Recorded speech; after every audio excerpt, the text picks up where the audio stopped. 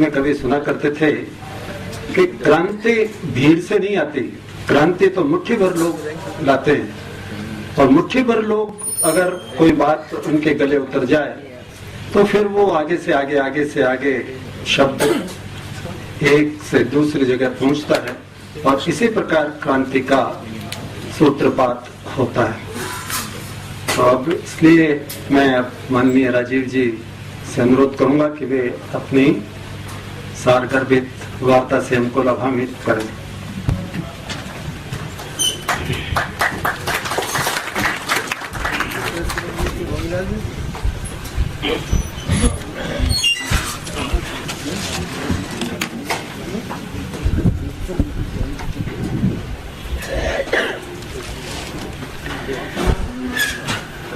आज की इस विचार गोष्ठी में उपस्थित सभी जयपुर के सम्माननीय नागरिक बंधुओं, मंच पर बैठे हुए आदरणीय श्री धूत जी, रोटरी क्लब के पूर्व प्रांतपाल महोदय, मैं आपके सामने भारत देश की आज की एक बहुत गंभीर विषय पर वार्ता करने की तैयारी में हूँ।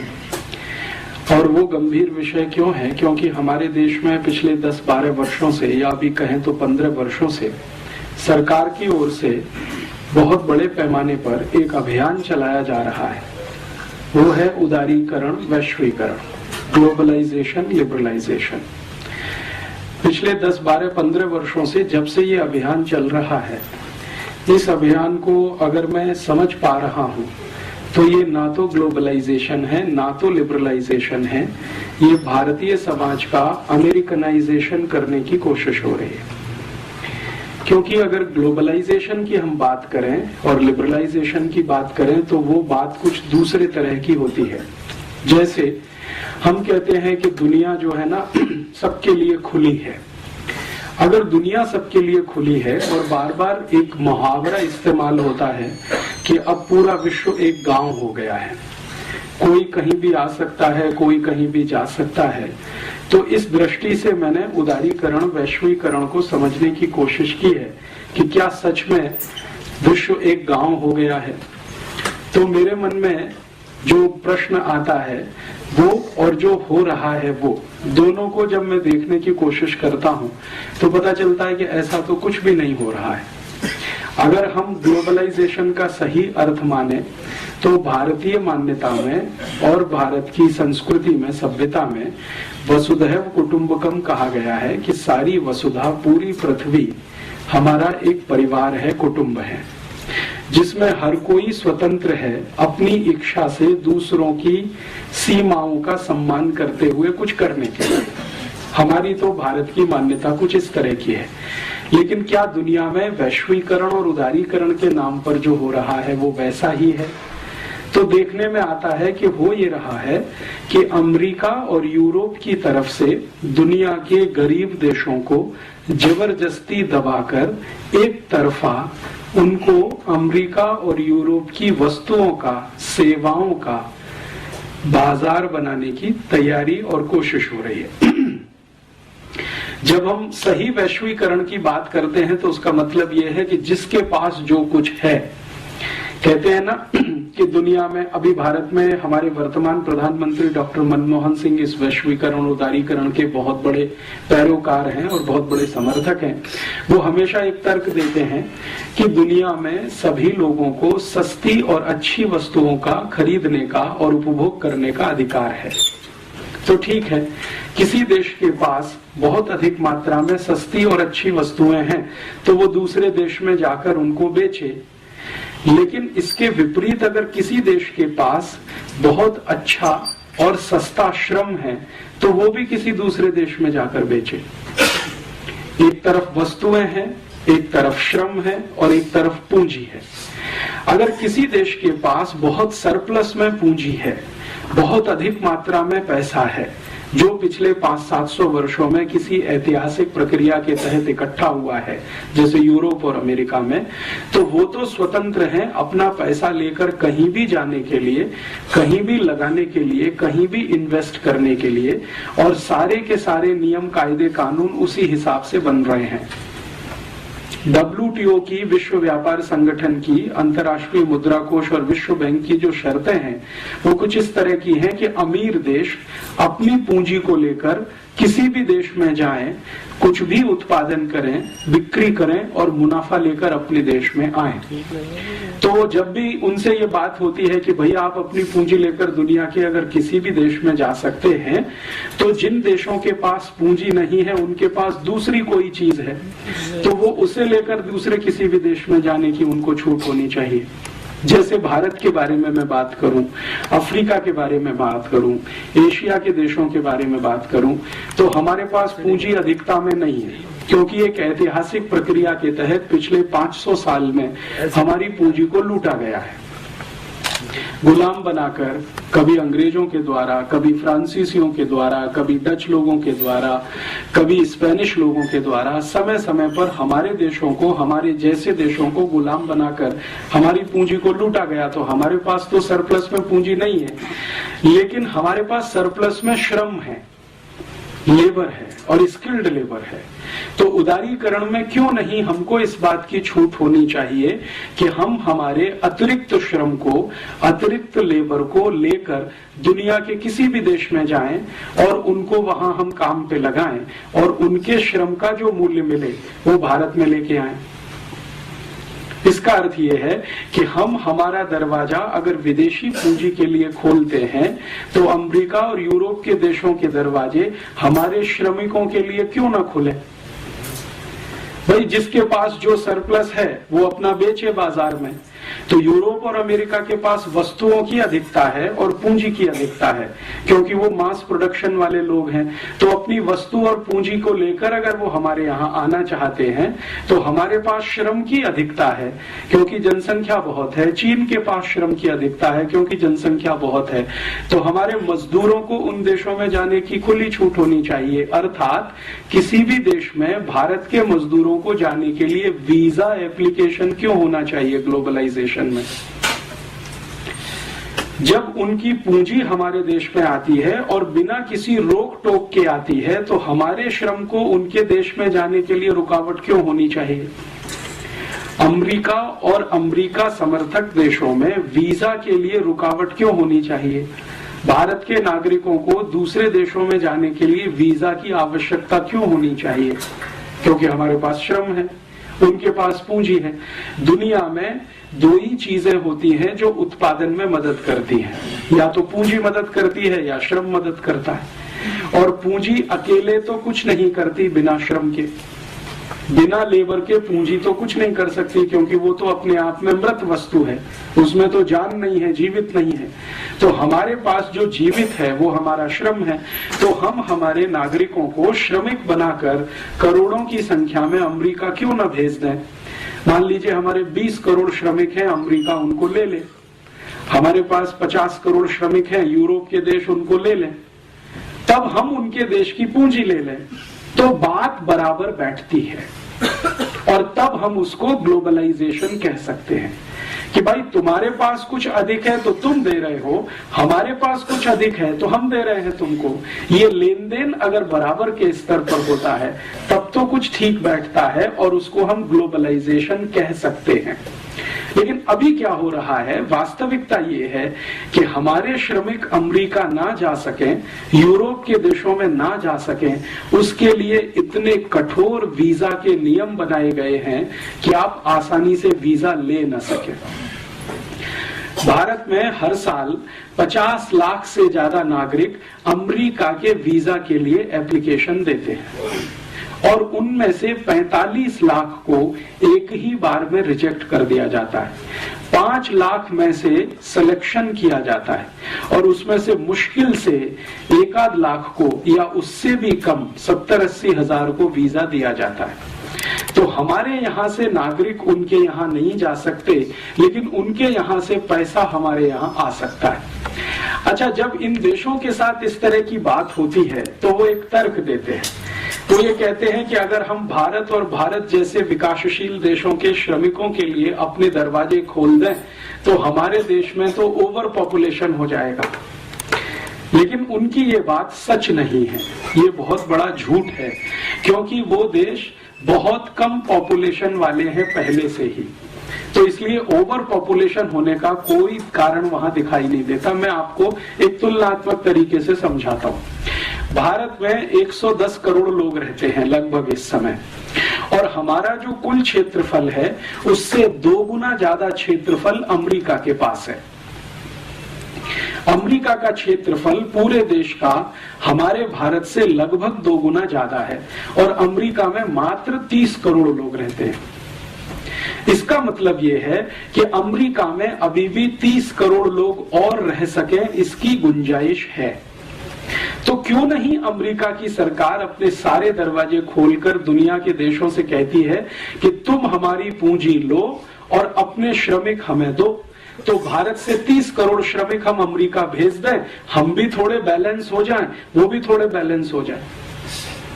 लेकिन अमेरिका 30 करोड़ तो छोड़ दो, 3000 लेने को तैयार नहीं है। अमेरिका से भी ज्यादा क्षेत्रफल कनाडा देश का है। कनाडा का क्षेत्रफल तो अमेरिका से भी ज्यादा है। भारत से तो लगभग 3 गुने से ज्यादा है कनाडा, और आबादी उनकी बहुत कम है। आप जानते हैं कि कनाडा की कुल आबादी 3 करोड़ से भी कम है। तो 3 करोड़ की आबादी है और भारत से 3 गुना क्षेत्रफल है।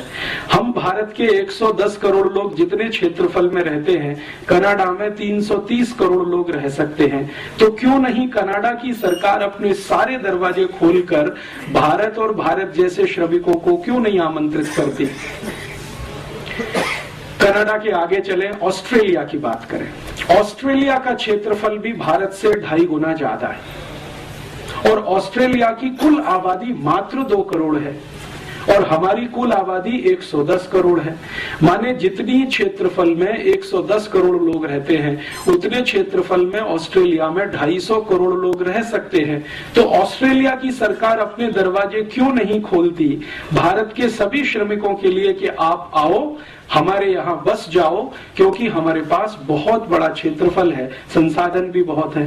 क्योंकि ऑस्ट्रेलिया की पूंजी भारत में आ रही है, तो भारत का अतिरिक्त श्रम ऑस्ट्रेलिया जा रहा है, ग्लोबलाइजेशन हो रहा है। और एक उदाहरण देता हूं, ऑस्ट्रेलिया के नजदीक में एक देश है न्यूजीलैंड, उसका भी क्षेत्रफल भारत से ज्यादा है, और सौभाग्य दुर्भाग्य जो भी है वहां रहने वाले लगभग 1 करोड़ के आसपास है, 1.25 करोड़ है। तो क्यों नहीं न्यूजीलैंड की सरकार ये कहती है कि आप आओ, आपके लिए सारे दरवाजे खुले हैं, हमारे पास पूंजी ज्यादा है, आपके पास श्रम ज्यादा है, आप अपने श्रमिकों को न्यूजीलैंड भेज दो, हम उनको खपा लेंगे, क्योंकि हमारे पास बहुत सारे रिसोर्सेज भी हैं और बहुत जमीन भी है। और ये जो न्यूजीलैंड है, ऑस्ट्रेलिया है, कनाडा है, ऐसे दुनिया में 145 देश हैं जिनकी जनसंख्या 1 करोड़ के आसपास है, और ये 145 देश 1-1 करोड़ के आसपास की जनसंख्या में रहते हैं। और भारत और चीन जैसे जो देश, 2 देश जहां की कुल जनसंख्या लगभग 250 करोड़ के आसपास है, वो इनसे कम क्षेत्रफल में रहते हैं। तो चीन और भारत के पास श्रम बहुत है, एशिया के पास श्रम बहुत है, तो एशिया के श्रमिकों के लिए यूरोप और अमेरिका के दरवाजे खुले, तो हम उनकी पूंजी के लिए अपना दरवाजा खोलें, तब तो बात बनती है ग्लोबलाइजेशन, उदारीकरण, वैश्वीकरण, जिसको हम ईमानदारी से कहें। लेकिन अभी क्या हो रहा है? अभी ऐसा नहीं हो रहा है। अभी जो हो रहा है पिछले 12-15 वर्षों से वो ये कि भारत के श्रमिक और चीन के श्रमिक, बांग्लादेश के श्रमिक या पाकिस्तान के श्रमिक यूरोप के देशों में घुस नहीं सकते। इतने कठोर वीजा के कानून पिछले 10-12 वर्षों में बनाए गए, और ना सिर्फ कठोर कानून बनाए गए हैं बल्कि बेईमानी भी शुरू की गई है। बेईमानी क्या शुरू की गई है? मैंने आपसे कहा कि 50 लाख हिंदुस्तानी हर साल अमेरिका के लिए वीजा एप्लीकेशन देते हैं, उनमें से 45 लाख को तो रिजेक्ट कर दिया जाता है। लेकिन आप जानते हैं कि वीजा एप्लीकेशन करते समय फीस देनी पड़ती है, और औसतन फीस अगर आप $500 मान लें, क्योंकि अलग अलग कैटेगरी के वीजा हैं और अलग अलग तरह की फीस है, तो हम सामान्य रूप से माने कि $500 की फीस एक एप्लीकेशन के साथ हमको देनी है, तो 50 लाख एप्लीकेशन में $500 का मल्टीप्लिकेशन कर लें। तो आप कल्पना करें कि हम हजारों लाखों करोड़ों डॉलर वीजा एप्लीकेशन फीस के साथ दे रहे हैं, तो जब वीजा हमारा रिजेक्ट किया जा रहा है तो ईमानदारी के साथ हमारी फीस वापस होनी चाहिए। लेकिन अमेरिका की कोई भी एम्बेसी हमारी वीजा फीस को वापस नहीं करती है। इसका मतलब ये है कि अमेरिका की सभी एम्बेसियां पूरी बेईमानी के साथ इस देश को लूटने में लगी हुई हैं। ईमानदारी तो ये है कि अगर आप हमारा वीजा नहीं दे सकते तो फीस वापस कर दो और कह दो कि भाई आप अमेरिका जाने के लायक नहीं हैं। लेकिन हमारी फीस भी नहीं देते, पैसा भी रख लेते हैं, अपमान करके हमको एम्बेसी से निकाल भी दिया जाता है, फिर भी हम वहां लाइन लगा के खड़े रहते हैं। मैंने बहुत दुखद दृश्य मेरी आंखों से बार बार देखा है। दिल्ली, मुंबई, कलकत्ता, मद्रास में भारत के लोग गुलामों की तरह से अमेरिका एम्बेसी में वीजा के लिए लाइन लगाते हैं, जैसे भेड़ बकरियां लाइन लगाती हैं, और उनके साथ इतनी बदतमीजी और इतने अपमान का व्यवहार किया जाता है कि वो सुसाइड कर लेना वहां ज्यादा सम्मानजनक होता है। हर क्षण अपमान करते हैं। आपको इंटरव्यू के लिए बुलाया जाएगा और बहुत ही बदतमीजी के साथ आपसे सवाल किए जाएंगे। और सिर्फ इतना ही अपमान नहीं करते हैं, आप गलती से वीजा पा गए और अमेरिका के हवाई अड्डे पर पहुंच गए तो आपके कपड़े उतार सकते हैं और पूरे के पूरे उतार सकते हैं। और ये कोई साधारण आदमी के साथ होता हो तो हम चलो मान लेते हैं, लेकिन ये हमारे रक्षा मंत्रियों के साथ होता है, मुख्यमंत्रियों के साथ होता है। अभी थोड़े दिन पहले आप जानते हैं कि इस भारत देश के मध्य प्रदेश के मुख्यमंत्री श्री बाबूलाल गौर अमेरिका प्रवास पे गए और हवाई अड्डे पर सारे कपड़े उतरवा लिए।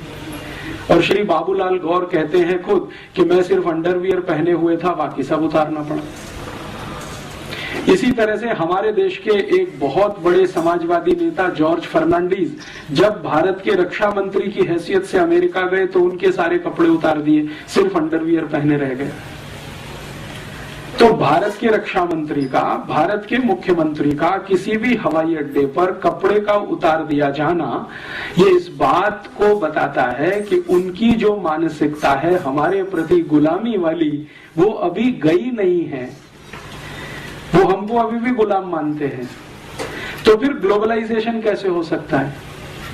जो भी कुछ हो रहा है वो अमेरिकनाइजेशन ही हो रहा है। वहां से तो सब कुछ यहाँ आए, वहां की कंपनियां यहाँ आए, वहां की सेवा करने वाली संस्था यहाँ आए, वहां के विशेषज्ञ यहाँ आए, डॉक्टर्स आए, चार्टर्ड अकाउंटेंट्स आए, इंजीनियर्स आए, वहां के एडवोकेट्स भारत में आए, सब कुछ वहां का यहाँ आए। वहां की दाल आए, चावल आए, चना आए, मटर आए, वहां की सब्जियां आए, सब कुछ यहाँ से कुछ ना जाए।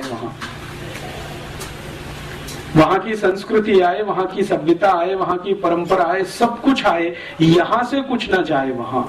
तो ये तो कुछ ग्लोबलाइजेशन नहीं है और ये तो कुछ लिबरलाइजेशन भी नहीं है। और ग्लोबलाइजेशन और लिबरलाइजेशन के सही शब्दों को अगर अर्थ करना सीखें, उदारीकरण और वैश्वीकरण की सही परिभाषा करना सीखें, तो हमारे यहाँ संस्कृति में बहुत विस्तार पूर्वक कहा गया वसुधैव कुटुंबकम, मतलब पूरी दुनिया आपके लिए परिवार जैसी है। माने दुनिया के साथ आप परिवार जैसा व्यवहार करें। तो परिवार में जिस तरह का व्यवहार होता है वैसा आप दुनिया के साथ करें। ये भारतीयता और भारतीय परंपरा या भारतीय मान्यता में है। लेकिन वो व्यवहार कैसे करें? वो तो परिवार मानते नहीं है। वो तो मानते हैं कि आप गुलाम हैं, पहले भी थे, आज भी हैं, और आपकी गर्ज है जो आप अमेरिका आने के लिए वीजा एप्लीकेशन लगाते हैं। अमेरिका सरकार की कोई गर्ज नहीं है आपको बुलाने की। तो ये तो एक तरफा मामला है, ये तो दो तरफा है नहीं। तो एक तरफा मामले में तो ना तो लिबरलाइजेशन होता है, उदारीकरण होता है, ना तो वैश्वीकरण होता है। उसमें जो होता है वो करण वो होता है जिस देश से सब कुछ आ रहा है और यहां से कुछ नहीं जा पा रहा है। यहां से कुछ भी हम भेजें, जैसे हम अंगूर भेजें, आम भेजें, टमाटर भेजें, गाजर भेजें, मूली भेजें, तो वहां से रिजेक्ट हो जाता है। और वो आरोप ये लगाते हैं कि आपने इसमें बहुत यूरिया, बहुत डीएपी, बहुत सुपर फॉस्फेट मिला दिया, बहुत सारा पेस्टिसाइड मिला दिया, अब ये जहर हो गया है, तो भारत का तो हम ये नहीं ले सकते। लेकिन वहां का कोई भी जहर यहाँ बिक सकता है। पेप्सी कोला बिक सकता है, कोका कोला बिक सकता है, पिज्जा बिक सकता है, बर्गर बिक सकता है, हॉट डॉग, कोल्ड डॉग बिक सकता है। हमारे देश की कई वैज्ञानिक संस्थाओं ने पेप्सी कोक को जहर घोषित किया है, फिर भी बिक सकता है। तो वहां का कुछ भी बिके, यहाँ का अंगूर भी अमेरिका में ना बिक सके, आम भी ना बिक सके, गाजर, टमाटर, मूली भी ना बिक सके। तो ये सारा मामला जो है ना तो वैश्वीकरण का है, ना उदारीकरण का है, ये सारा अमरीकीकरण का है। और इस अमरीकीकरण को हमारे देश के वर्तमान प्रधानमंत्री ने और हमारे देश के वर्तमान वित्त मंत्री ने, दोनों ने अलग अलग समय पर बिल्कुल ठप्पा लगा के सिद्ध कर दिया कि हम जो कर रहे हैं वो वास्तव में भारत का गुलामीकरण ही है। मैं आपको इसका एक ठोस उदाहरण देता हूं। हमारे वर्तमान प्रधानमंत्री डॉक्टर मनमोहन सिंह 8 जुलाई 2005 को लंदन गए। लंदन में एक बड़ी विश्वविद्यालय है, उसको ऑक्सफोर्ड कहते हैं। हमारे वर्तमान प्रधानमंत्री ऑक्सफोर्ड में पढ़े हैं, ऐसा वो बड़े गर्व से कहते हैं। ठीक है, अब वो जो ऑक्सफोर्ड ने उनको एक डॉक्टरेट का डिग्री दिया, एक तो वो पहले ले चुके हैं पीएचडी करते हुए, अभी एक दूसरा डॉक्टरेट उनको दिया ऑक्सफोर्ड विश्वविद्यालय ने सम्मान के रूप में। तो उस डिग्री को लेने के लिए वो गए और वहां जो कार्यक्रम था ऑक्सफोर्ड यूनिवर्सिटी में, उसमें उनके साथ मंच पर ब्रिटेन की महारानी भी थी, ब्रिटेन के प्रधानमंत्री भी थे टोनी ब्लेयर, और ब्रिटेन की सरकार के कुछ महत्वपूर्ण अधिकारी भी थे। महारानी का, जैसा आप जानते हैं, ब्रिटेन में आज भी राजा के जैसा ही रुतबा है। उनका जो कुर्सी होता है वो सबसे ऊंचा बनाया जाता है, बाकी सबका कुर्सी उससे नीचा रहता है। तो मनमोहन सिंह और टोनी ब्लेयर का कुर्सी नीचा था, रानी का कुर्सी ऊंचा था, तो थोड़े ऊंचाई के पोडियम पर वो बैठी हुई थी, पेडेस्ट्रल पे। मनमोहन सिंह साहब ने 44 मिनट वहां भाषण दिया और उसकी रिकॉर्डिंग बीबीसी ने किया, और बीबीसी ने ब्रिटेन में तो उसको डायरेक्ट टेलीकास्ट किया, लेकिन थोड़े दिन के बाद हिंदुस्तान में भी हमें वो देखने को मिल गया। 2-3 दिन के बाद उन्होंने यहां भी दिखा दिया। वो भाषण मैंने देखा तो मैं तो दंग रह गया। मनमोहन सिंह ने अपने 44 मिनट के पूरे भाषण में जो कुछ कहा वो किसी भी स्वाभिमानी भारतीय के लिए शर्म से डूब मरने जैसा है। उन्होंने कहा कि हम भारतवासियों से तो बहुत बड़ी गलती हो गई जो हमने अंग्रेजों को भगा दिया अपने देश में से। ये उनका ऑक्सफोर्ड यूनिवर्सिटी में भारत के प्रधानमंत्री के रूप में वक्तव्य है कि हमसे तो बहुत बड़ी गलती हो गई जो हमने अंग्रेजों को भगा दिया। तो क्यों हो गई ये गलती? तो वो कह रहे हैं कि अंग्रेजों की सभ्यता ने तो हमको बहुत कुछ सिखाया है, अंग्रेजों की संस्कृति से तो हमको बहुत कुछ सीखने को मिला है, अंग्रेजी शिक्षा से तो हमें बहुत कुछ लाभ हुआ है, अंग्रेजी विज्ञान और तकनीकी ने तो हमें बहुत ऊंचा उठाया है। हम तो भारतवासी अंग्रेजों के आने के पहले अंधकार युग में रहते थे, अंग्रेजों ने हमको प्रकाश में लाया। तो इसलिए अंग्रेजों की सभ्यता, उनकी संस्कृति, उनकी परंपरा, उनकी भाषा, उनका रहन सहन, और उसके भी आगे जाकर उन्होंने कहा कि अंग्रेजों की न्याय व्यवस्था न होती तो हमको तो मालूम नहीं था न्याय कैसा होता है। जो अंग्रेजों की अंग्रेजी नहीं होती तो हम तो दुनिया के ज्ञान से बिल्कुल वंचित थे, हमको तो ज्ञान भी नहीं होता। इतनी बातें 44 मिनट में वो बोल गए। उनका जो पहला ही वाक्य है, अगर हम उसको ठीक से समझने की कोशिश करें कि हमसे तो गलती हो गई जो हमने अंग्रेजों को भगा दिया, इसका सीधा सा मतलब ये है कि अंग्रेजों को भगाने वाले जितने भी भारतीय थे वो सब मनमोहन सिंह की नजर में गलत हैं। अर्थात महात्मा गांधी गलत हैं, भगत सिंह गलत हैं, ऊधम सिंह गलत हैं, चंद्रशेखर आजाद गलत हैं, तात्या टोपे गलत हैं, झांसी की रानी गलत है, कित्तूर चेन्नम्मा गलत है। भारत में 6,40,000 क्रांतिकारी थे जिन्होंने अंग्रेजों को भगाने के लिए अपना बलिदान किया। उन सबका अपमान मनमोहन सिंह ने एक वाक्य में कर दिया कि हमसे तो गलती हो गई जो हमने अंग्रेजों को भगा दिया। नहीं भगाते तो शायद और अच्छा होता भारत, जो आज का भारत है ये और अच्छा होता, और अच्छा होता माने मनमोहन सिंह की नजरों में भारत और 1947 से 2005 तक अंग्रेजों का ही गुलाम रहता, हमारी नजरों में गुलाम रहता, मनमोहन सिंह की नजरों में विकास करता हुआ एक देश होता। क्योंकि विकास करना तो हमने अंग्रेजों से ही सीखा, ये मनमोहन सिंह की पक्की मान्यता है। ये उसको वो ऐतिहासिक संदर्भ में तो नहीं, लेकिन अर्थशास्त्र के रूप में वो सिद्ध करते हैं अपने सभी व्याख्यानों में, लिखते भी हैं, बोलते भी हैं, करते भी हैं। अभी भारत में शायद मनमोहन सिंह से ज्यादा अंग्रेजियत वाला दूसरा कोई व्यक्ति मिलेगा जिसको आप टॉर्च लेके ढूंढो जो इतना पक्का अंग्रेज होगा। अंग्रेज भी सोचेंगे तो अपने पर शर्म करेंगे कि हमसे ज्यादा पक्का अंग्रेज तो ये है, जो भारत का प्रधानमंत्री रहते हुए ये सब करता है। अच्छा, 44 मिनट का भाषण बोल देने के बाद जब उनको डिग्री दी गई तो उसके एक कदम आगे जाकर उन्होंने क्या किया, मैंने आपको कहा ना कि विक्टोरिया जो उनकी रानी है वो बैठी हुई थी, उसका मंच थोड़ा ऊंचा था, तो मनमोहन सिंह उसके पास गए, लिटरली घुटनों के बल उसके सामने बैठे और वो कागज हाथ में लिए हुए, जैसे हम किसी भगवान के सामने घुटने में बैठकर वो जो प्रणाम करते हैं ना, मनमोहन सिंह ने ठीक उसी अदा में, स्टाइल में विक्टोरिया को प्रणाम किया, घुटनों पे बैठकर, आगे झुककर। इतनी गुलामी अभी तक भारत में है प्रधानमंत्री स्तर के नेता में। अगले दिन लंदन के बहुत सारे अखबारों में बहुत कुछ छपा और एक अखबार ने तो सीमा तोड़कर लिखा कि अभी हमें सोचना पड़ेगा कि भारत आजाद हो गया है हमारी गुलामी से। एक अखबार ने लिखा कि अगर मनमोहन सिंह एक व्यक्ति के रूप में इंग्लैंड आए, लंदन आए और उनको कोई डॉक्टरेट दी जाए और उसको वो स्वीकार करें और रानी के चरणों में बैठकर प्रणाम करें तो वो सामान्य है, सामान्य व्यक्ति के रूप में। लेकिन भारत के प्रधानमंत्री के रूप में अगर वो आए हैं और इस तरह का व्यवहार करते हैं तो हमें ये सोचना पड़ेगा कि भारत स्वतंत्र हो गया है। ये जो मानसिकता है, ये मनमोहन सिंह तो मैंने एक निमित्त रूप में नाम लिया है, आपको समझ में आ जाए जल्दी, क्योंकि ये तत्काल की घटना है। लेकिन ये घटना सिर्फ एक मनमोहन सिंह के साथ नहीं है, ये भारत के उन सभी नेताओं के साथ है जो पश्चिम को, विशेष रूप से यूरोप को अपना दिशा निर्देशक मानते हैं, निर्देशक मानते हैं और मानते हैं कि जो कुछ अच्छा होगा वो पश्चिम से ही होगा, यूरोप से ही होगा, अमेरिका से ही होगा। इस तरह की बात जो मनमोहन सिंह ने अभी की है, ये कोई असामान्य नहीं है भारत में, क्योंकि पिछले आजादी के लगभग 60 वर्षों में कई प्रधानमंत्रियों के मुंह से हमने इस तरह की बातें सुनी हैं।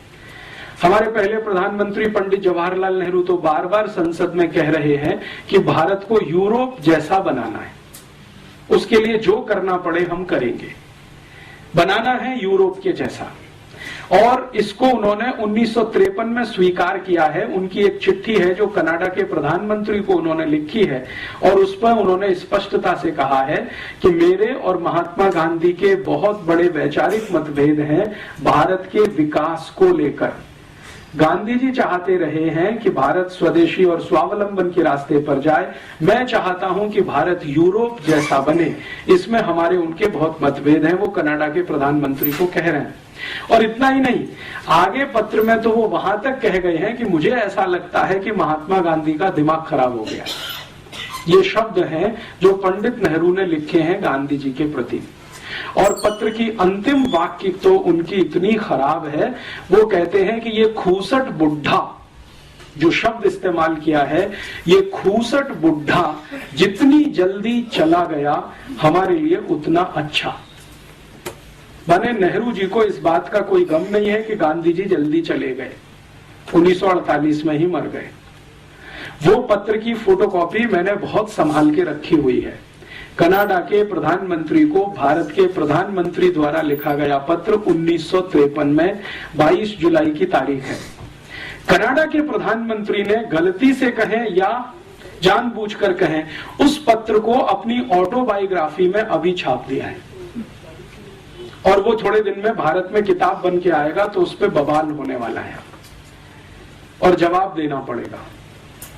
तो नेहरू जी खुद मानते हैं कि मेरे गांधी जी से मतभेद हैं विकास के सवाल पर।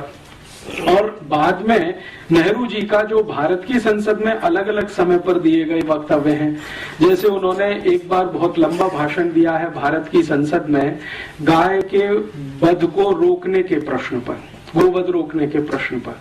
तब लंबे भाषण में उन्होंने कहा है कि आजादी के पूर्व मैंने कहा था कि गाय हत्या बंद होनी चाहिए, लेकिन जरूरी नहीं है कि आजादी के बाद वो हो ही जानी चाहिए। और वो कहते हैं कि मैं संसद के सभी सांसदों को विनम्रता पूर्वक अपील करता हूं कि ये गोवध को रोकने के लिए जो कानून बनने जा रहा है इसको वो पास ना होने दें। अगर ये पास हुआ तो मुझे इस्तीफा देना पड़ेगा। तो उनसे जब बात की जा रही है कि आपको क्या तकलीफ है भारत की गाय की रक्षा हो, इसमें आप क्यों परेशान हैं, तो नेहरू जी कहते हैं कि ये विश्व के लोग हंसेंगे हमारे ऊपर, दुनिया हंसेगी कि हम गाय बचाने में लगे हुए हैं। दुनिया हंसेगी माने यूरोप हंसेगा हमारे ऊपर कि हम गाय बचाने में लगे हुए, क्योंकि यूरोप में तो गाय को काट के ही खाया जाता है। दूध के लिए गाय को यूरोप में पाला नहीं जाता है। ये ठीक है कि वो दूध दे देती है तो वो बाई प्रोडक्ट है, लेकिन मुख्य तो गाय का मांस है। तो दुनिया के यूरोप और अमेरिका के लोग तो हंसेंगे, और हमको तो यूरोप जैसा ही होना है, तो गो हत्या क्यों बंद होनी चाहिए भारत में। तो ये एक विचार है। ये मैंने तुलना इसलिए की है कि ये मनमोहन सिंह महोदय ने जो कुछ बोल दिया है वो कोई आश्चर्य की बात नहीं है, क्योंकि भारत में पिछले 60 साल से ये बोला जा रहा है। अगर नेहरू जी ये बोल सकते हैं तो मनमोहन सिंह के बोलने में क्या तकलीफ है। और आप कहेंगे जी ये नेहरू जी और मनमोहन सिंह तक सीमित है, तो ये ऐसा नहीं है। भारत में पिछले 60 वर्षों में जो प्रधानमंत्री हुए हैं उनमें से 2-3 को छोड़कर लगभग सभी इसी विचार के हैं, मानसिकता के हैं। और प्रधानमंत्री से भी ज्यादा पिछले 60 वर्षों में भारत की योजना बनाने वाले जो बड़े अर्थशास्त्री हुए हैं या योजना आयोग के अध्यक्ष उपाध्यक्ष रहे हैं, वो तो इससे भी ज्यादा बड़ी मानसिकता वाले हैं। जैसे वर्तमान में योजना आयोग के अध्यक्ष तो हमेशा प्रधानमंत्री होते हैं, लेकिन मुख्य काम उपाध्यक्ष करता है। तो मोंटेक सिंह अहलूवालिया इस समय उपाध्यक्ष हैं। वो कहते हैं कि नेहरू जी जितनी तीव्रता से भारत को यूरोप बना सकते थे, उससे ज्यादा मैं चाहता हूं कि और ज्यादा तेजी से भारत यूरोप बने। तो वर्तमान में भारत के योजना आयोग के उपाध्यक्ष हों या प्रधानमंत्री हों या प्रधानमंत्री के मंत्रिमंडल में चिदम्बरम जो वित्त मंत्री हैं, ये तो 1996 में जब लंदन थे 24 अक्टूबर को, तो इन्होंने इंग्लैंड की बहुत सारी कंपनियों के अधिकारियों के सामने कहा था, वो रिकॉर्ड पर है, कि हमने 400 साल पहले अंग्रेजों को बुलाया और ईस्ट इंडिया कंपनी के लिए दरवाजा खोला। तो अब फिर से हम दरवाजा खोलना चाहते हैं, आप आइए और भारत को लेके जाइए, हम प्लेट में रख के भेंट करते हैं आपको। तो इस तरह की जो मानसिकता है, इसमें व्यक्ति महत्व का नहीं है, विचार महत्व का है। वो मनमोहन सिंह ये कहते हैं, चिदम्बरम ये कहते हैं, मोंटेक सिंह अहलूवालिया ये कहें, या कभी पंडित जवाहरलाल नेहरू ये कहें, या कभी कोई XYZ और कहे, व्यक्ति का महत्व इसमें नहीं है। विचार क्या है वो समझने की है। और विचार बहुत ताकत के साथ भारत के सत्ता वर्ग में ये बैठा हुआ है कि यूरोप जैसा ही होना अंतिम लक्ष्य है हमारा, अमेरिका जैसा ही होना अंतिम लक्ष्य है हमारा। मेरे मन में पिछले 10, 12, 15 वर्षों से ये विषय बहुत तेजी से घूमता रहा है कि अगर हमारी सत्ता व्यवस्था और प्रतिष्ठान के मन में ये पक्का बैठ गया है कि भारत को यूरोप और अमेरिका जैसा ही होना है, तो समझ लें कि यूरोप और अमेरिका क्या है। क्योंकि आप जब किसी के जैसा होना चाहते हैं और बिना समझ के होएंगे तो शायद इसमें कष्ट ज्यादा आएगा, समझ के साथ होएंगे तो शायद बेहतर हो जाएगा। तो मैंने सोचना शुरू किया कि जिस यूरोप और अमेरिका जैसा होना नेहरू जी चाहते रहे हैं, आज के मनमोहन सिंह चाहते हैं, मोंटेक सिंह अहलूवालिया चाहते हैं, या ऐसे और भी बहुत सारे राजनेता होंगे जो भारत की संसद में अलग अलग समय पर बोलते रहे हैं, अनेक दूसरी पार्टियों में हैं। बीजेपी में ऐसे कई नेता हैं जो भारत को अंग्रेज और यूरोप जैसा ही देखना चाहते हैं अपने तरीके से। कांग्रेस में ऐसे बहुत हैं, और अब जनता दल में भी ऐसे बहुत हैं, समाजवादी पार्टी में भी बहुत हैं, और अब तो कम्युनिस्टों के बीच में भी एक ही लॉबी है, वो ये कहती है कि भारत को होना तो यूरोप और अमेरिका की ही तरह से है, लेकिन मार्क्सवाद के रास्ते पर, साम्यवाद के रास्ते पर। होना तो आपको वैसा ही है, लेकिन मार्क्सिज्म से होकर, साम्यवाद से होकर आप वहां तक जाइए। और दूसरी जो लॉबी है वो ये कहती है कि कैपिटलिज्म के रास्ते से वहां तक जाइए। तो या तो आपको पूंजीवाद से होते हुए यूरोप और अमेरिका तक जाना है, या मार्क्सवाद से होते हुए यूरोप और अमेरिका तक जाना है। लक्ष्य वही है, रास्ते अलग अलग हैं। तो ऐसी परिस्थिति में मेरे मन में एक विचार आया कि ये गांधी जी क्या कहते हैं यूरोप और अमेरिका के बारे में, जिसको नेहरू जी खूसट बुड्ढा कहते हैं। गांधी जी के मन में क्या है? तो गांधी जी की लिखी हुई सबसे पहली एक किताब मैंने पढ़ी, जो उन्होंने 1909 में लिखी थी, हिंद स्वराज। बहुत पतली सी पुस्तक है, और मेरी विनम्र प्रार्थना है आप सब पढ़ें तो बहुत अच्छा है। तो उनके बारे में बहुत सारी जो गलतफहमियां समाज में है वो दूर हो जाए शायद। उस पुस्तक में गांधी जी लिख रहे हैं कि ये यूरोप और अमेरिका की जो सभ्यता है, ये तो बिल्कुल शैतानी सभ्यता है। शैतान शब्द उन्होंने इस्तेमाल किया है। और गांधी जी के सामने बहुत बार उस पुस्तक को रखकर पंडित नेहरू ने और भारत के कई नेताओं ने आपत्ति उठाई है कि आपने इतना कड़ा शब्द क्यों लिखा है कि ये शैतानी सभ्यता है। तो गांधी जी कहते हैं कि मैंने ये बहुत समझ बूझ कर लिखा है, भावनात्मक आवेश में आकर नहीं लिखा है। मैंने इस यूरोप और अमेरिका की सभ्यता को समझने में अपने जीवन के उस दिन से, जिस दिन से मैं लंदन आया, गांधी जी जब लंदन गए हैं पढ़ाई करने के लिए और वापस आए हैं, तो वो कह रहे हैं कि इस पूरे समय को मैंने इस सभ्यता को समझने में ही लगाया है। और मेरी जो समझ बनी है इस सभ्यता के बारे में वो ऐसी ही है कि ये शैतानी सभ्यता है। भारत में कभी किसी पुराने काल में कोई राक्षसी सभ्यता होती होगी, ये उससे भी नीचे गिरी हुई है। इतने कड़े शब्दों में वो कह रहे हैं। इससे भी ज्यादा कड़े शब्दों में गांधी जी ने एक और टिप्पणी की है जो दर्ज है, जिसको उन्होंने आज तक वापस नहीं लिया अपने मरने के पहले तक। वो टिप्पणी ये है, वो ये कह रहे हैं कि ये जो पार्लियामेंट्री डेमोक्रेसी है, संसदीय लोकतंत्र, जो हमने इंग्लैंड से उधार ले लिया है या इंग्लैंड ने जबरदस्ती हमारे ऊपर थोप दिया है, ये तो किसी वैश्यावृत्ति से भी नीचे गिरा हुआ है। गांधी जी कहते हैं कि वैश्यावृत्ति करना संसदीय लोकतंत्र में जाने से बेहतर है। इतने कड़े शब्द हैं उनके। और भारत की संसद उस समय बन रही है जब गांधी जी आए हैं, 1914 में भारत आए हैं। तो संसद का ये निर्माण कार्य चल रहा है जो वर्तमान में आपको दिखाई देता है, और 1925 में ये संसद बनकर पूरी हुई है और इसमें से बैठकें होना शुरू हुई हैं। तो गांधी जी कहते हैं कि ये तो हमने एक बांझ को खड़ा कर दिया है जिसमें फर्टिलिटी नहीं है। तो गांधी जी को कोई पूछ रहा है कि आप ऐसा क्यों बोल रहे हैं, तो उन्होंने कहा कि इस संसद में से जिसको हमने खड़ा कर दिया है ढांचा, भारत के लिए कुछ भी शुभ निकलेगा नहीं। इसमें से जो निकलेगा वो अशुभ ही होगा। और ये बात गांधी जी जो 1914-15 में कह गए हैं, सन 2005 में सिद्ध हो गई है। अब इसमें सिद्ध होने के लिए और बहुत प्रतीक्षा करने की जरूरत नहीं है कि इसमें से कुछ निकलेगा नहीं। प्रोस्टिट्यूशन बोल दिया संसदीय लोकतंत्र को, और यूरोपियन अमेरिकन सिविलाइजेशन को बोल दिया कि ये शैतानी सभ्यता है। शैतान की सभ्यता, राक्षसों की सभ्यता भी इससे कुछ अच्छी हो सकती है, ये उससे भी गिरी हुई है। गांधी जी की यही एक पुस्तक पढ़कर मेरे मन में तीव्र जिज्ञासा पैदा हुई कि गांधी जी ने जिस यूरोपीय सभ्यता के बारे में ये शब्द इस्तेमाल किया और जिसको उन्होंने समझ लिया 14-15 साल में, इसको हम भी समझें। तो पहले मैं ढूंढता रहा कि गांधी जी ने यूरोपियन सभ्यता के बारे में कहां कहां क्या क्या लिखा है, लेकिन गांधी जी ने अपने एक पत्र में लिखा है। मीरा बहन जो गांधी जी की एक सहयोगी थी, मैडलिन स्लेड उनका मूल नाम था, आयरिश लेडी थी, गांधी जी के साथ आकर उन्होंने बहुत दिन काम किया, तो उनको बहुत सारे पत्र उन्होंने लिखे हैं। तो उसमें एक पत्र है जिसमें वो कहते हैं कि देखो, मुझे कभी समय मिला, फुर्सत हुई तो विस्तार के साथ में पश्चिमी सभ्यता के बारे में लिखूंगा, तुमको कोई आपत्ति तो नहीं होगी।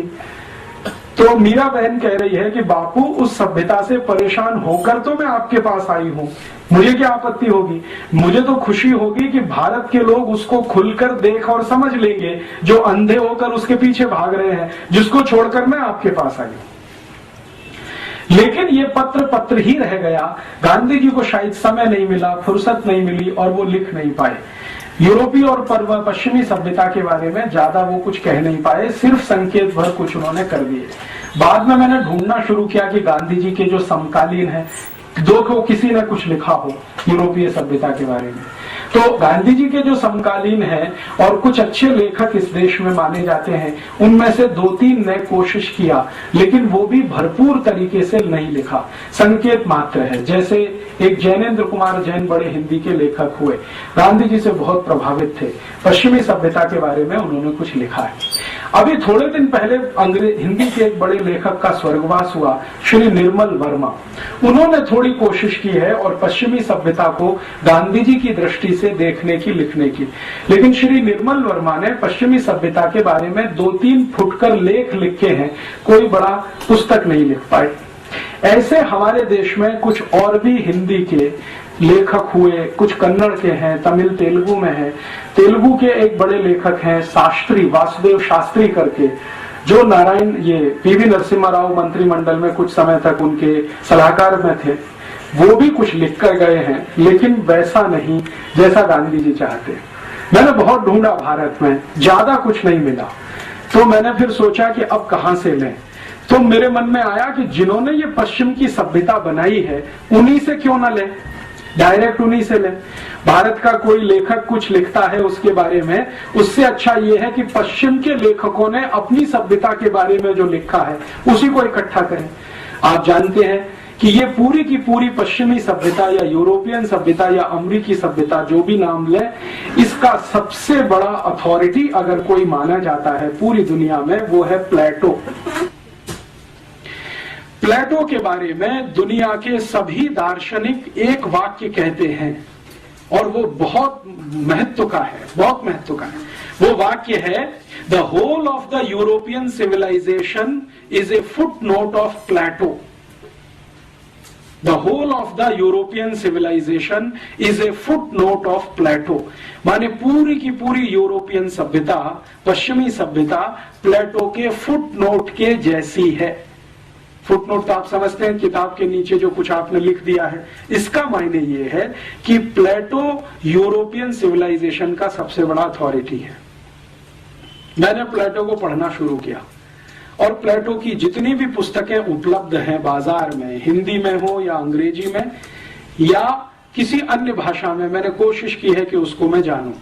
तो ज्यादातर अंग्रेजी में उपलब्ध है, मैंने वो सब पढ़ डाली। और प्लेटो की जो सबसे महान पुस्तक मानी जाती है रिपब्लिक, जिसके बारे में सारी दुनिया उसकी चर्चा करती है, उसको मैंने 8-10 बार पढ़ डाला। रिपब्लिक, प्लेटो खुद कहता है कि ये जो रिपब्लिक है वो मेरी सबसे अच्छी कृति है। प्लेटो ने बहुत कुछ लिखा, लेकिन रिपब्लिक के बारे में वो खुद कहता है कि ये मेरी सबसे अच्छी कृति है। सोक्रेटिस, सुकरात, जो बहुत कुछ लिख गए अपनी सिविलाइजेशन के बारे में, उनका मैंने कुछ इकट्ठा किया। देकार्ते, बहुत बड़े दार्शनिक हैं यूरोप के, उनका बहुत कुछ इकट्ठा किया। लेविनिज, बहुत बड़े फिलोसोफर माने जाते हैं, उनका इकट्ठा किया। रूसो, जो मॉडर्न फिलोसोफर्स में जिसकी सबसे बड़ी ऊंचाई है पूरे यूरोप में, रूसो, उनका लिखा हुआ सब इकट्ठा किया। और यूरोप की अलग अलग विश्वविद्यालयों में अलग अलग समय पर उनकी सभ्यता के बारे में जो रिसर्चेस हुए हैं, उनके पेपर्स भी इकट्ठे किए। सबसे ज्यादा रिसर्च हुई है यूरोपियन सिविलाइजेशन पर, तो फ्रेंच में हुई है। फ्रांस की जो यूनिवर्सिटी है लियों में, जो सबसे बड़ी विश्वविद्यालय, पेरिस यूनिवर्सिटी जिसको कहते हैं, उसमें सबसे ज्यादा काम हुआ है यूरोपियन सिविलाइजेशन पर। वहां से कुछ पेपर्स इकट्ठे किए। उसके बाद थोड़ा बहुत लंदन में हुआ है, ऑक्सफोर्ड में काम हुआ है, वहां से इकट्ठे किए। और अमेरिका में जो सबसे बड़ी यूनिवर्सिटी मानी जाती है हार्वर्ड, वहां से कुछ पेपर्स इकट्ठे किए। और इतने सारे पेपर्स इकट्ठा करके पिछले कई वर्षों से लगातार मैं पढ़ता रहा, समझता रहा, नोट्स लेता रहा और कुछ लिखता रहा।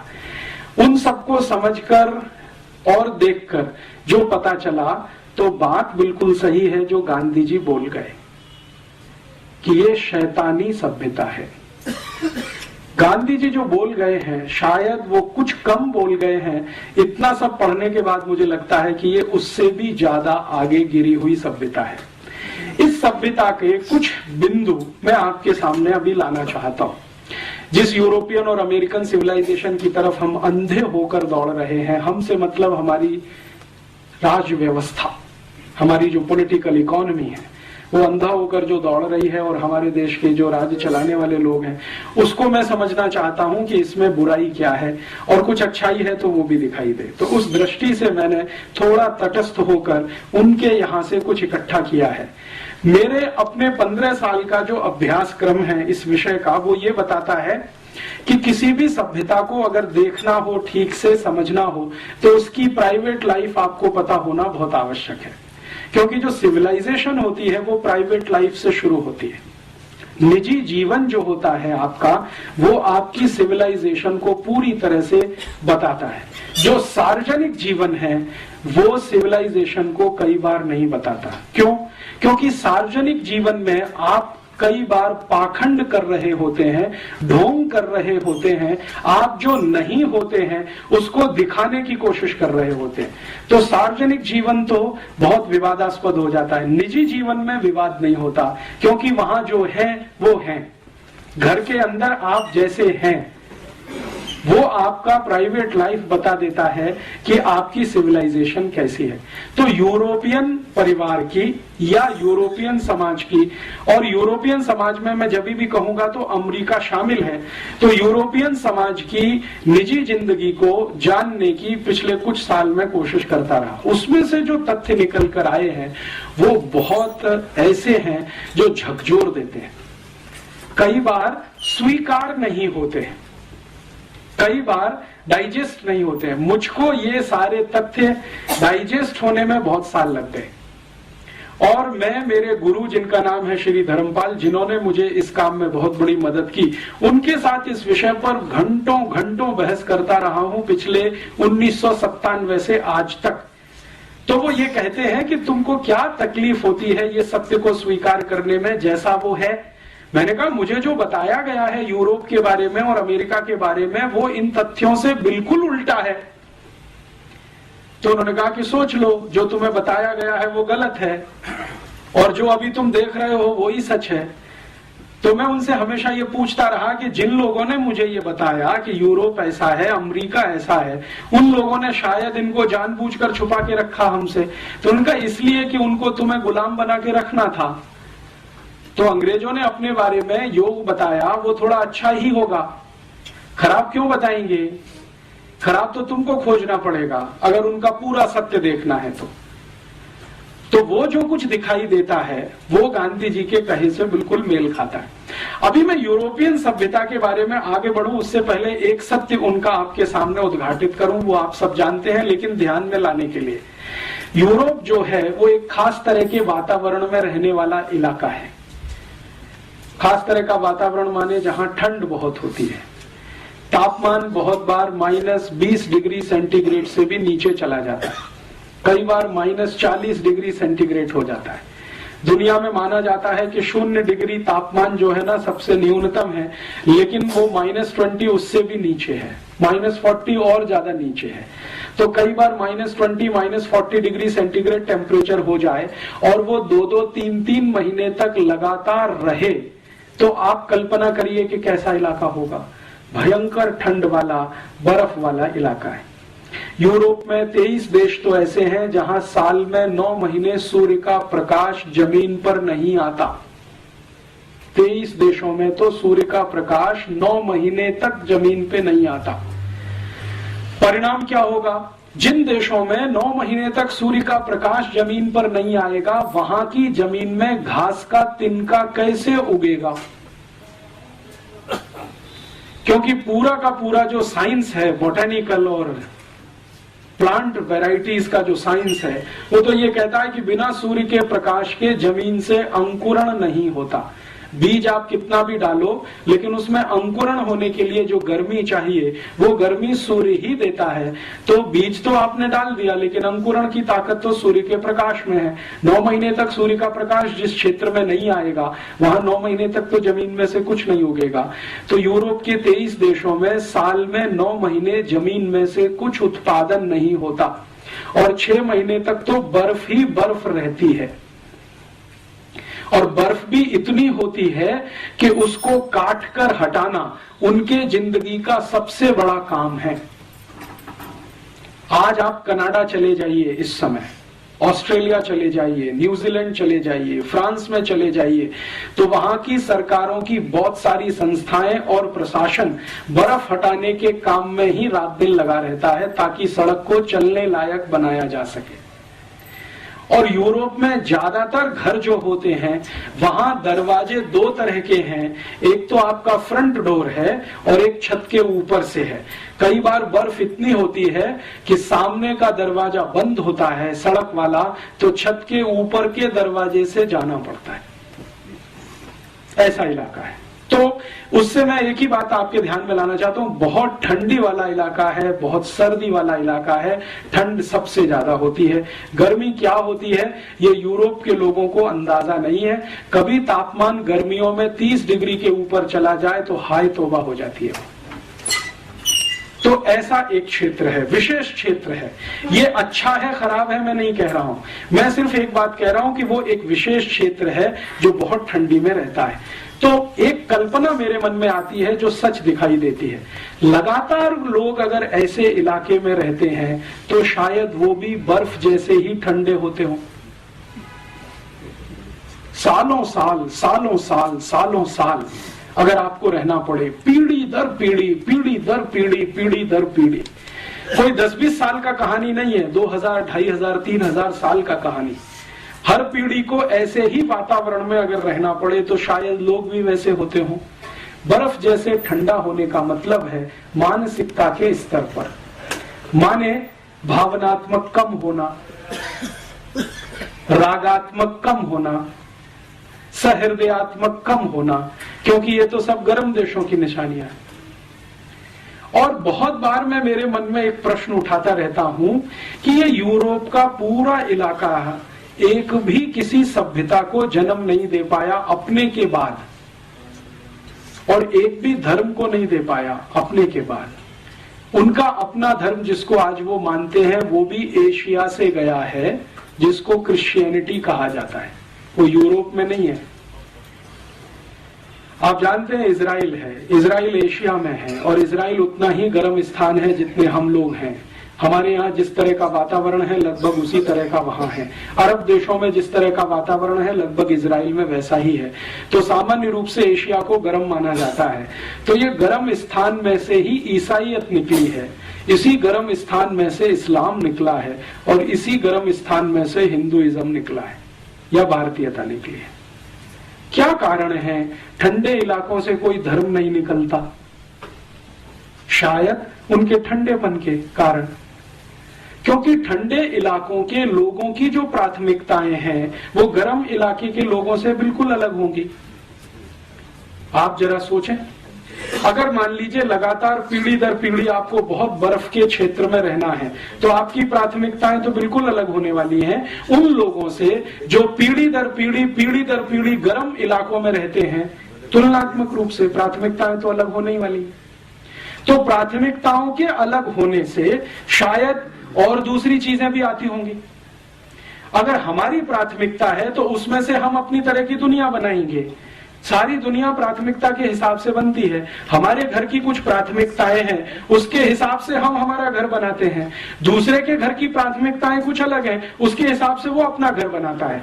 दो घरों की प्राथमिकताएं कभी एक जैसी नहीं होती, तो दो घरों की वास्तु और रचना भी एक जैसी नहीं होती। दो घरों की रसोइयां भी एक जैसी नहीं होती। किसी घर की रसोई में कुछ खास तरह की चीज है, दूसरे में कुछ खास तरह की चीज है। वो सब प्राथमिकताओं का किस्सा है।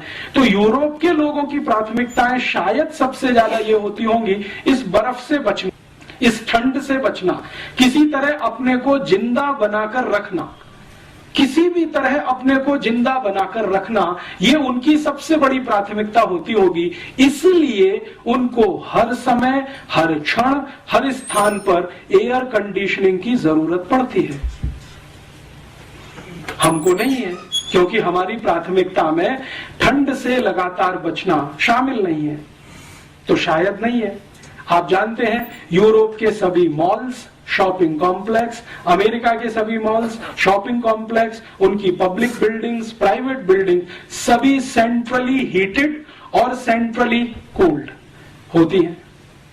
अब इसको लेकर अगर हम कोई अपनी ओपिनियन बनाते हैं, साहब देखो ये कितने ऊंचे लोग हैं, कितने हमसे आगे लोग हैं, जो सब कुछ इन्होंने सेंट्रली कूल्ड और सेंट्रली हीटेड बना रखा है, तो ये हमारी मूर्खता है, उनकी नहीं है, क्योंकि वो उनकी प्राथमिकता का हिस्सा है। उनको जिंदा रखना है अपने आप को, तो गाड़ियों को भी ऐसा ही बनाना पड़ेगा, सेंट्रली कूल्ड और सेंट्रली हीटेड। कई बार हम यूरोप के अखबारों में पढ़ते हैं, अमेरिका के अखबारों में पढ़ते हैं, और इस तरह की बहुत खबरें आती हैं कि इतनी बर्फ गिरती है, गाड़ी चल नहीं सकती है, तो गाड़ी को अंदर से स्टार्ट करके हीट करके बैठना पड़ता है घंटों घंटों तक इंतजार करने के लिए कि मौसम साफ हो तो हम 1 किलोमीटर आगे बढ़ें।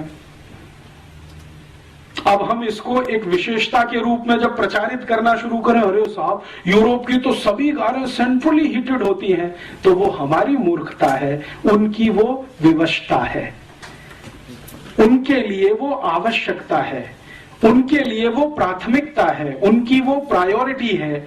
अब अगर वही प्रायोरिटी को हम नकल करना शुरू करें, जिस इलाके में साल में 9 महीने क्या 12 महीने भयंकर सूर्य के दर्शन होते हों, गर्मी पड़ती हो, धूप मिलती हो, अगर हम भी वैसी नकल करने की कोशिश करेंगे तो वो हमारे ऊपर हंसेंगे ही, इससे ज्यादा कुछ नहीं करेंगे कि क्या मूर्ख लोग हैं। ये अपने हिंदुस्तान में भी वैसे ही कर लेना चाहते हैं जैसे हम हैं। हम तो मजबूरी में हैं क्योंकि हमारी व्यवस्था ऐसी है, ये तो शौक के साथ उस रास्ते पे जा रहे हैं।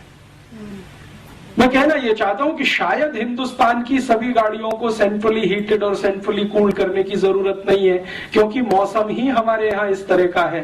लेकिन अगर हम इसी तरह की गाड़ियां बनाते जाएं और अपने को अभ्यस्त करने की कोशिश करें, तो ये तो कुछ ऐसी ही कहानी है, बिना जाने समझे दूसरों की नकल करना, और उसको हम अपनी हीनता के साथ जोड़ें और उनकी ऊंचाई के साथ जोड़ना शुरू करें। देखो यूरोप अमेरिका वाले बहुत ऊंचे हैं, जो सेंट्रल एयर कंडीशन सिस्टम सब जगह बनाते हैं और सेंट्रली कार बनाते हैं एयर कंडीशन और हीट, और हम नहीं कर पाते हैं, तो हम पीछे हैं, वो हमसे आगे हैं। इस तरह का जब तुलना करना शुरू करते हैं तो ये सिवाय हास्यास्पद होने के और कुछ नहीं है। एक बार उनका क्षेत्र क्या है ये हमारे समझ में आए तो हर चीज उनको समझ में। अब देखिए, जब आप बहुत ठंड वाले इलाके में रहेंगे तो आपको अपने को गर्म रखने के लिए कुछ ना कुछ एक्स्ट्रा क्यूरिकुलर करना पड़ेगा, एक्स्ट्रा एक्टिविटीज करनी पड़ेंगी ताकि आप गर्म बने रहें। नहीं तो ठंडे पड़ गए तो आप गर्म बने रहें, इसके लिए कुछ ऐसा करते रहिए। तो आप जरा ध्यान दें, यूरोप के देशों में लोगों के अपने वैयक्तिक जीवन के जो कुछ है हिस्से, वो किस तरह के हैं। उदाहरण के लिए उनका डांस ले लें। उनके डांस में हम हमेशा देखते हैं यूरोप और अमेरिका में कि सबसे ज्यादा तेज पद संचालन होता है। अगर आप पूर्वी यूरोप में जाएं, जिसको सोवियत संघ पहले कहा जाता था, और सोवियत संघ का जो पड़ोस है, पोलैंड है, चेकोस्लोवाकिया, बल्गारिया, रोमानिया, हंगरी आदि आदि, वहां का कोई भी डांस देखें जो यूरोप का हिस्सा, तो सबसे फास्ट, सबसे तेज पद संचालन उन्हीं के नृत्य में है। क्यों? यूरोप का डांस आपने देखा, बहुत सारे ट्रुप्स आते हैं, यूरोपियन ट्रुप्स, जिनके डांस मैंने दिल्ली में देखे हैं, मुंबई में देखे हैं। वो इतना तेज क्यों करते हैं? शायद वो उनकी जरूरत होगी, क्योंकि इतना तेज करने से शायद शरीर में ऊर्जा ज्यादा पैदा होती होगी, तो शायद उस ठंड से लड़ने में मदद करती होगी। हम भारत की बात करें, भारत की कल्पना करें, यहां जो वातावरण है और व्यवस्था है ये गर्म है, और थोड़ी ज्यादा ही गर्म है। गर्मियों में तो अति गर्म है, 50 डिग्री सेंटीग्रेड है। तो 50 डिग्री सेंटीग्रेड वाले क्षेत्र में रहने वाले लोग अगर डांस बनाएंगे तो वैसा तो नहीं हो सकता जैसा उनका है, क्योंकि हमारे पास तो पहले से ही गर्मी बहुत है। तो हमारे डांस जितने होंगे उसके जो पद संचालन होंगे वो बहुत सॉफ्ट होंगे, कम होंगे, धीमे होंगे, रिदम भी उतना ही धीमा होगा, पद भी उतने ही धीमे रखे जाएंगे, संचालन भी उतना ही धीमे होगा।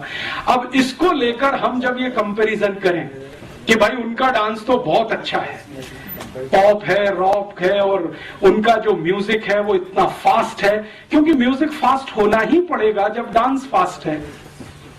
आप ऐसा तो नहीं कर सकते कि डांस उनका फास्ट है और म्यूजिक स्लो हो जाए, ये तो होने वाला नहीं है। होएगा तो बैठेगा नहीं, कहीं सामंजस्य नहीं बैठेगा। तो उनको अपना सामंजस्य बिठाना है, डांस फास्ट करना है तो म्यूजिक फास्ट रखना पड़ेगा, तो म्यूजिक भी वैसा ही है। तो हम बार बार ये कहते हैं यार ये तो यूरोपियन म्यूजिक बहुत फास्ट है, समझ में नहीं आता, तो सुनते क्यों है, जरूरत क्या है उसकी। उस ठंडे क्षेत्र के लोगों की जो निजी जिंदगी है वो कैसी है, प्राइवेट लाइफ कैसी है। अभी मैं आपसे जो बात करूंगा वो पिछले लगभग 2000 साल की बात करूंगा, एक साथ बात करूंगा, क्योंकि सन के हिसाब से करूंगा बहुत लंबा हो जाएगा। आज से लगाकर पिछले 2000 साल तक, माने आज सन 2005 है तो लगभग पहली शताब्दी तक कैसा है यूरोप का निजी जीवन, आज भी चल रहा है लगभग उतना ही जो मैं कहूंगा आपसे। और ये जो कहूंगा वो प्लेटो के हिसाब से, सोक्रेटिस के हिसाब से, देकार्ते के हिसाब से, लेविनिज के हिसाब से, उनके जो प्राइवेट लाइफ के रिसर्चर्स हैं उनके हिसाब से कहूंगा, मेरे हिसाब से नहीं कहूंगा। ये जो प्राइवेट लाइफ है, निजी जीवन है, इसमें मैं शुरू करता हूं परिवार से कि वहां परिवार कैसा है, और फिर हमारे यहाँ कैसा, उसमें मैं आऊंगा तुलना के लिए। परिवार कैसा है तो उसमें आपको सुनकर आश्चर्य होगा कि पिछले 2000 साल से यूरोप में परिवार नहीं है। परिवार के नाम पर किसी तरह का एक कॉन्ग्लोमेरेशन है। हम जो परिभाषा करते हैं ना परिवार की, वैसा वहां कुछ भी नहीं है। 70% से ज्यादा लोग आज भी यूरोप में बिना परिवार के रहते हैं। बिना परिवार के रहते हैं माने या तो पत्नी, या तो पति, या तो स्त्री, या तो पुरुष, अलग अलग, तो परिवार तो बनता नहीं है। एकल पिता, एकल माता, सिंगल पेरेंट्स एक शब्द चलता है यूरोप में, सिंगल मदर और सिंगल फादर, ये बहुत बड़े पैमाने पर है। 70% लोग इसी में हैं लगभग। अमेरिका में भी लगभग वैसा ही है। अब ये जो कुछ है 70% बिना परिवार के, तो वहां तो कुछ ऐसा है नहीं। परिवार का जो इंस्टीट्यूशन है, जिसकी मिनिमम क्वालिफिकेशन हम कुछ मानते हैं कि एक पति होनी चाहिए, एक पत्नी होना, पति होना चाहिए, एक पत्नी होना चाहिए, बच्चे होने चाहिए, माता पिता होने चाहिए, माने पति पत्नी के माता पिता होने चाहिए, आदि आदि, जैसी हमारी कल्पना है वैसा वहां कुछ नहीं है। वहां तो सिंगल पेरेंट्स हैं, आइदर स्त्री और पुरुष। अब जो हैं ऐसे इलाके में बच्चों की क्या स्थिति है, बच्चे कैसे हैं, तो बहुत आश्चर्य की बात है ये जानना और समझना कि पूरी की पूरी यूरोपियन सोसाइटी या यूरोपियन सभ्यता पैट्रियार्कियल है, पितृसत्तात्मक है। मातृ सत्तात्मक वहां कुछ भी नहीं है। जो कुछ भी है वो पिता के आसपास है, पिता के केंद्र में है। माता का कोई केंद्र पूरे यूरोप और अमेरिकी सभ्यता में नहीं है। प्लीज आप अगर चाहें तो इस हॉल से बाहर जाएं, प्लीज। मैं आप दोनों से कह रहा हूं, आपसे मैं दोनों से कह रहा हूं, आप चाहें तो इस हॉल के बाहर चले जाएं, क्योंकि मुझे बोलने में बहुत तकलीफ हो रही है और दूसरों को सुनने में तकलीफ हो रही है। कम से कम आप यहाँ अमेरिकी सभ्यता का ये लक्षण पेश न करें कि आप इंडिविजुअल हैं और हम सब एक समाज के हैं। हाँ, तो वो आप मेरे व्याख्यान की बात कहिए ना, ये तो जाने के कह रहे थे, तो आप जाने दीजिए ना उनको। आप जो है इतना डिस्टरबेंस कर रहे हैं, कोई तो इतना डिस्टरबेंस नहीं कर रहा है यहाँ पे, so hot in hot country. लेकिन आप जो है इतना ज्यादा क्यों मिसबिहेव कर रहे हैं? Don't be so hot in so hot country. आपका मिसबिहेवियर मुझे हॉट होने के लिए मजबूर कर रहा है। इतनी देर से मैं देख रहा हूँ कि आप दोनों अपनी गपशप कर रहे हैं, तो बाहर जाके करें। You are talking beside the topic. ये तो आप बाद में कह सकते हैं। ठीक बात। लेकिन इस तरह से आप बैठकर बात करें, ये तो भारतीय सभ्यता के अनुकूल नहीं बैठता कहीं भी। दिस इज भारतीय अनुकूलता, दे आर टॉलरेटिंग दिस। हाँ। तो अगर आपको नॉनसेंस लगता है तो यहाँ से जाइए, आप यहाँ क्यों बैठे हैं? Because I am also belong to this country. हाँ, तो शांति से सुनिए उसको। अगर सुनना है तो शांति से सुनिए, उत्तर देना है तो शांति से दीजिए। ये तो कोई तरीका नहीं है कि कोई बात कर रहा है और आप बीच बीच में अपनी बात करें, तो वो बाहर जाके कर सकते हैं। आप इस हॉल में 2 दरवाजे हैं।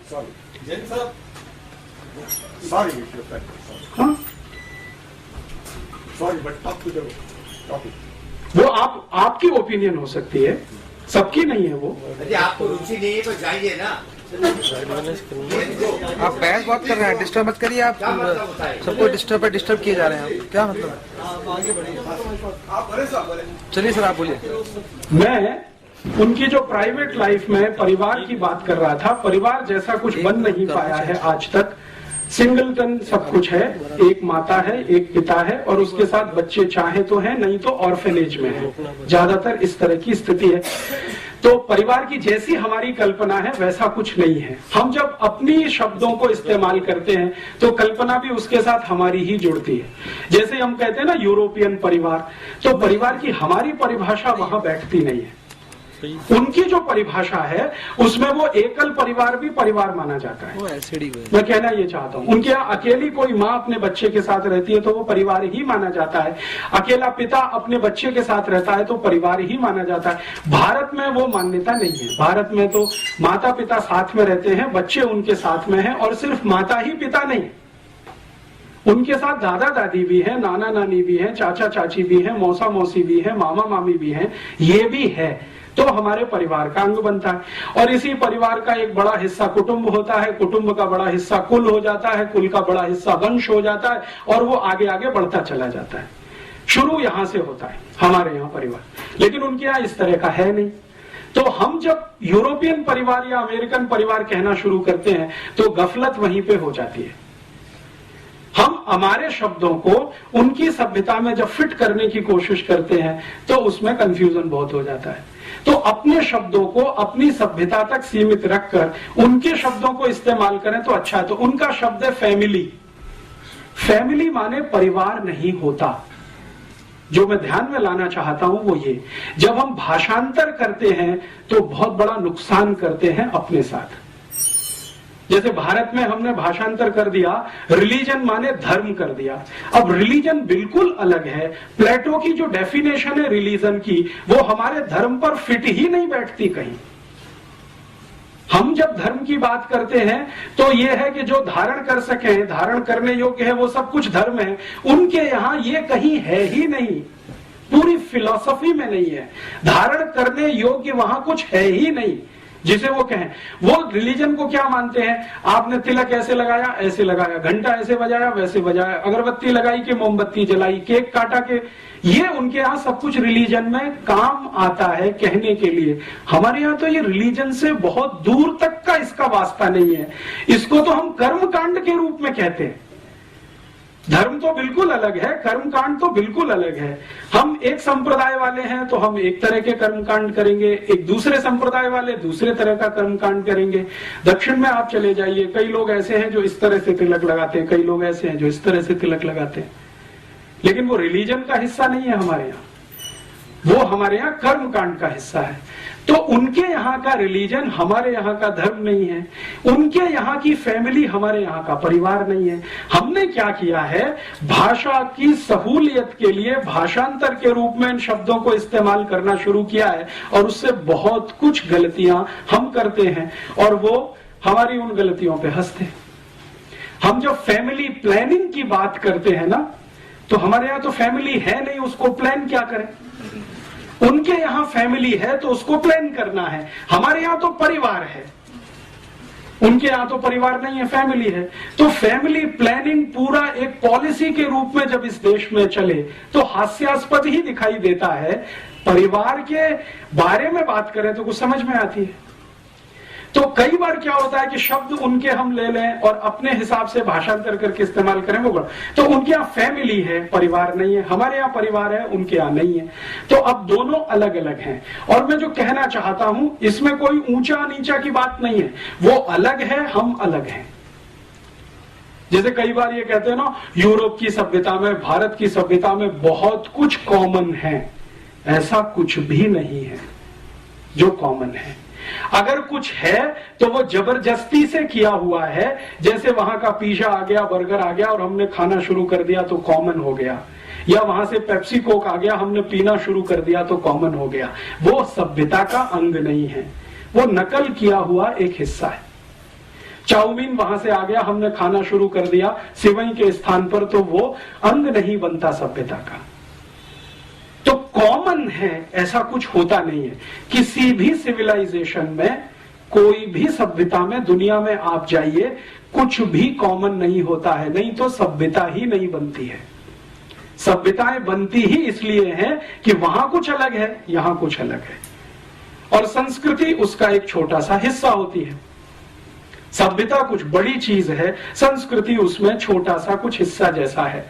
सभ्यता और संस्कृति का अगर अंतर समझना चाहें तो भारत के हिसाब से, यूरोप में तो ये अंतर भी नहीं है, यहां के हिसाब से मैं एक उदाहरण आपको देता हूं। आपको अगर मैं ये कहूं कि कोई माँ है या बहन है, वो बंगाली तरह से साड़ी पहने हुए है, तो तुरंत आपके दिमाग में कोई पिक्चर घूमता है। बंगाली तरीका क्या है साड़ी पहनने का? कुछ है। फिर इसी तरह से मैं कहता हूं कोई एक माँ है, बहन है, वो आसामी तरीके से कोई साड़ी पहनी हुई है, तो तुरंत आपके दिमाग में एक पिक्चर बनता है कि आसामी तरीका कोई है साड़ी पहनने का। फिर मैं कहता हूं कोई गुजराती तरीके से माँ और बहन साड़ी पहनकर खड़ी हुई है, तो तुरंत आपके दिमाग में कोई एक इमेज आती है, एक तरीका है गुजराती साड़ी पहनने का। फिर वो पंजाबी है। तो ऐसे अगर 8-10 राज्यों के मैं नाम लूं और आपसे कहूं कि देखो ये गुजराती साड़ी है, ये मराठी साड़ी है, ये बंगाली है, ये आसामी है, ये मणिपुरी है, ये आदि आदि इस तरह की साड़ियां हैं, तो ये जो अलग अलग तरीके हैं साड़ियों को पहनने के, ये है संस्कृति, और ये जो साड़ी है वो है सभ्यता। तो सभ्यता और संस्कृति का जो अंतर है वो कुछ इस तरह का है। सिविलाइजेशन है साड़ी, और तरीके जो उसको पहनने के हैं वो है हमारी संस्कृति। तो भारतीयता में, सभ्यता और संस्कृति में जो परिवार की बात है वो में कुछ अलग तरीके की, हमारी उनकी अलग तरीके की। तो अब उनकी जो फैमिली है वो कैसी है? फैमिली ये है कि पैट्रियार्कियल, मैंने आपसे कहा, पिता है वो सर्वोच्च है, और पिता की हैसियत जज के जैसी है। माने एक बार उसने कोई फैसला सुना दिया, वो सुप्रीम है, वो रिकंसीडर नहीं होता। लगभग 2000 साल पूरे यूरोप में सन 1950 से लेकर पहली शताब्दी तक यूरोप के सभी परिवारों में पिता सर्वोच्च है, 1950 तक। और यही कारण है कि सन 1950 तक यूरोप के सभी देशों में सिर्फ पिताओं को वोट डालने का अधिकार होता था। आप सोच सकते हैं ये बात? अमेरिका में 1950 तक, ब्रिटेन में सन 1950 तक, यूरोप के देशों में लगभग 1950 तक सिर्फ पुरुष ही वोट डाल सकता था, स्त्री को वोट डालने का अधिकार नहीं, क्योंकि फैमिली में स्त्री का कोई महत्व नहीं। पितृसत्तात्मक सत्ता, पैट्रियार्कियल जिसको हम कहते हैं, उनके शब्दों में वो है।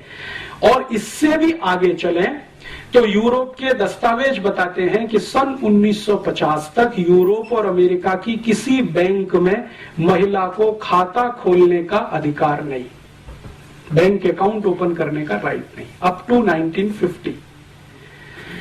तो महिलाओं को वोट डालने के अधिकार मिलने चाहिए और महिलाओं को बैंक में खाता खोलने का अधिकार मिलना चाहिए। इस पर एक जबरदस्त आंदोलन शुरू हुआ फ्रांस से, और उस आंदोलन की नेत्री थी सिमोन द बोवार, और उसका सबसे बड़ा नारा था कि जो पुरुष को अधिकार है वोट देने का, बैंक अकाउंट खोलने का, संपत्ति का मालिक होने का, वो अधिकार महिलाओं को मिलना चाहिए। और ये आंदोलन बहुत लंबे समय तक चला। ज्यों पाल सार्त्र, जो बहुत बड़ा फिलोसोफर माना जाता है फ्रांस का और अभी यूरोप का, सिमोन द बोवार जो उसकी सहयोगी थी, इन लोगों ने मिलकर ये बहुत बड़ा कैंपेन स्टार्ट किया, जिसको फेमिनिज्म माना जाता है या फेमिनिज्म मूवमेंट कहा जाता है। स्त्री मुक्ति आंदोलन जैसा हम उसका भाषांतर भारत में करते हैं। स्त्री को मुक्ति किससे? इस व्यवस्था से जिसमें उसको वोट देने का अधिकार नहीं है, बैंक अकाउंट खोलने का अधिकार नहीं है, संपत्ति का अधिकार नहीं है। जो अधिकार है वो सब पुरुष को है, पिता को है, मां को तो कोई अधिकार नहीं। और इसमें इंटरेस्टिंग बात जो समझने की है, जो आसानी से डाइजेस्ट नहीं होती, जो प्लेटो अपनी किताब में लिखता है, वो कहता है कि बच्चे का पैदा होना भी मां के अधिकार में नहीं है, वो पिता का ही अधिकार है। अर्थात कोई गर्भ में बच्चा आ गया है तो उसको पैदा होना है या नहीं वो पिता तय करेगा, मां तय नहीं कर सकती। जन्म देना है नहीं देना है उसके पति पर निर्भर है, पत्नी कुछ उसमें हाँ ना नहीं कह सकती, ये अधिकार नहीं है। और रूसो जो मॉडर्न फिलोसोफर माना गया है, उसके 5 बच्चे हुए, पांचों के बारे में वो अपनी ऑटोबायोग्राफी में लिखता है कि मेरा फैसला था, पत्नी का नहीं।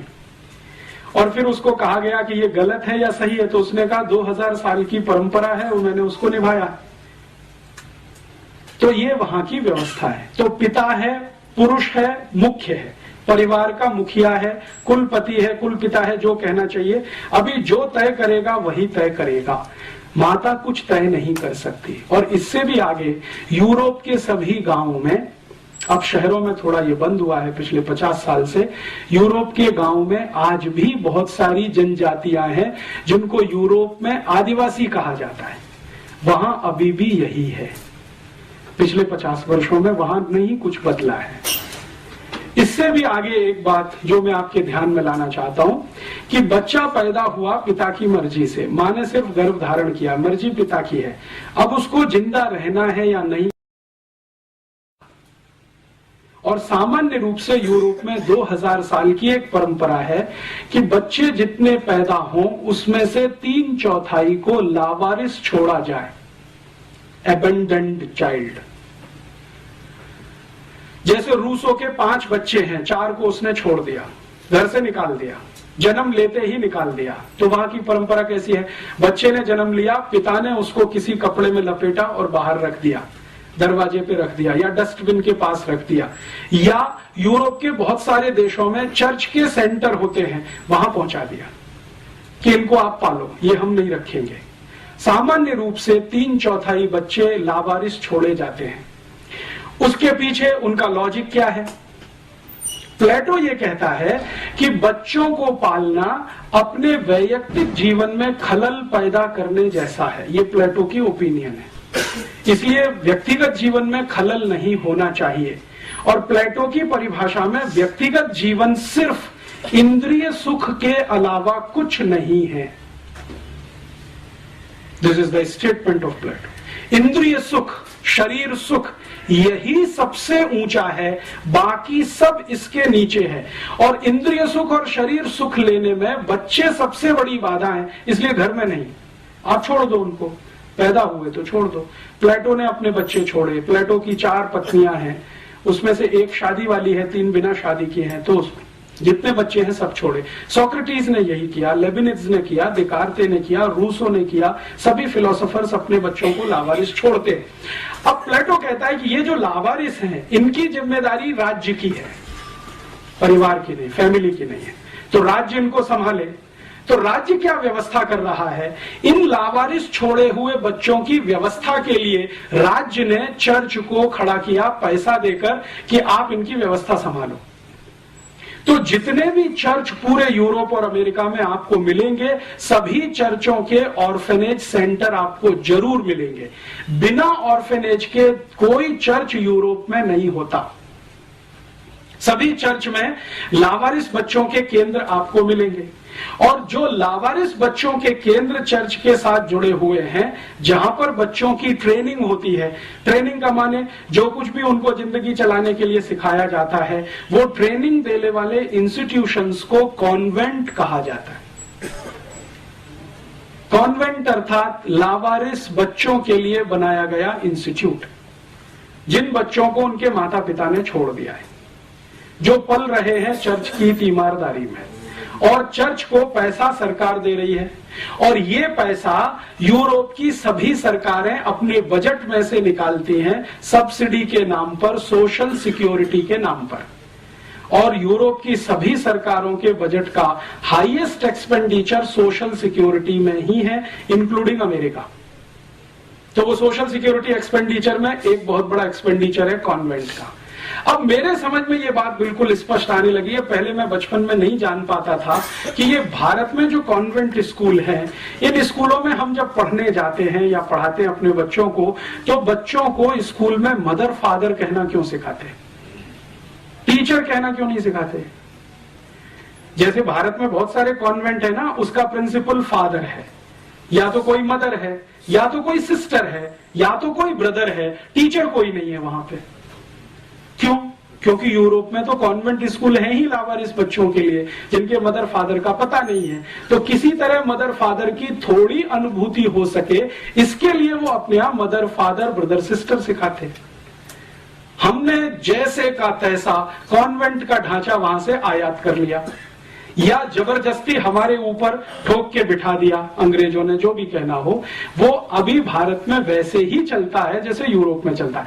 भारत के जयपुर के किसी भी कॉन्वेंट स्कूल में आप चले जाइए, बच्चे को फादर ही कहलवाएंगे वहां के प्रिंसिपल को, कि ये फादर है जो लंबा चोगा पहन के है, और वो सिस्टर है, या तो वो मदर है, या तो वो ब्रदर है। कोई टीचर नहीं है, क्योंकि वहां नहीं है तो यहां भी नहीं। अब इससे भी ज्यादा इंटरेस्टिंग एक बात मैं आपसे और कहता हूं, तब आपको और समझ में आएगा कि हमारी मूर्खताएं क्या हैं, हमारी अपनी।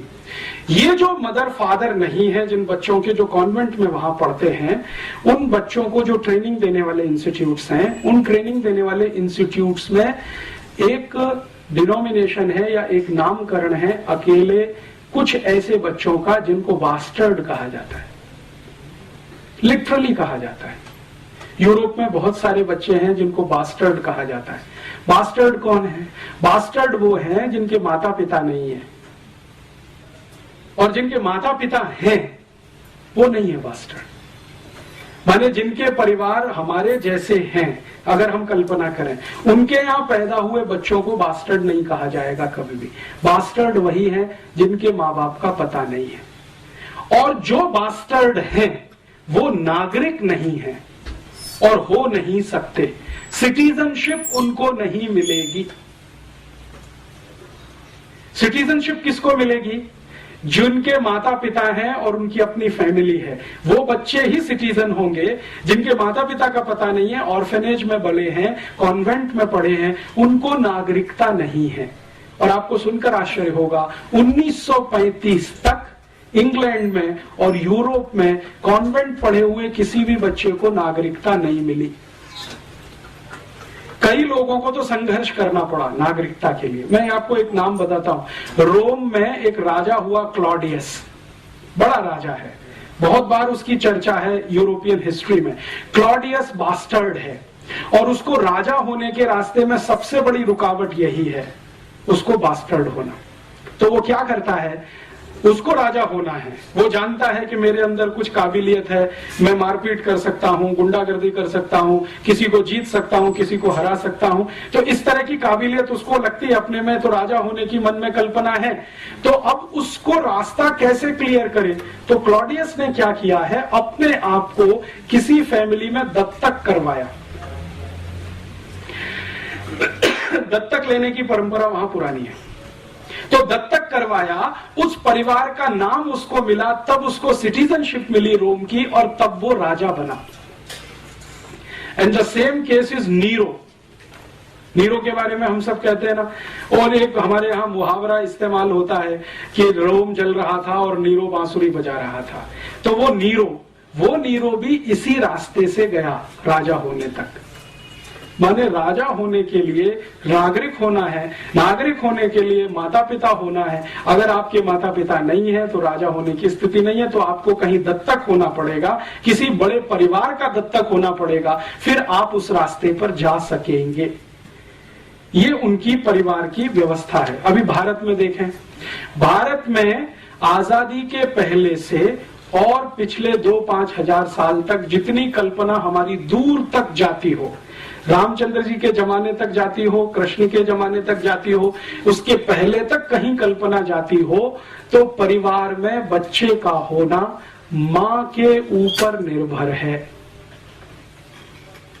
भारत में बिल्कुल उल्टा है। मां चाहेगी तो बच्चा होगा, नहीं तो नहीं होगा। ये हमारे यहाँ की व्यवस्था है। और भारत में आज भी जिनको हम आदिवासी और वनवासी कहते हैं, आप वहां चले जाइए, पूरी सोसाइटी मैट्रियार्कियल है, मात्र सत्तात्मक है। नॉर्थ ईस्ट में आप जाएंगे, आसाम के ऊपर कहीं भी, नागालैंड, मिजोरम, मणिपुर, त्रिपुरा, सिक्किम, वहां आपको सब कुछ दिखाई देगा मां के इर्द गिर्द घूमता हुआ। और उनसे जब हम बात करते हैं तो वो कहते हैं हाँ, ये तो हजारों साल की परंपरा है हमारी। और नॉर्थ ईस्ट में आपको सुनकर आश्चर्य होगा, शादी होकर बेटी घर से नहीं जाती है, लड़का घर में आता है। ये भारत की उन सभी समाजों में है जिनको दुर्भाग्य से हम शेड्यूल्ड ट्राइब्स कहते हैं। शादी होकर बेटी नहीं विदा होती है, लड़के को घर में लाया जाता है दामाद बनाकर, और संपत्ति की मालिक लड़की होती है, लड़का नहीं होता है।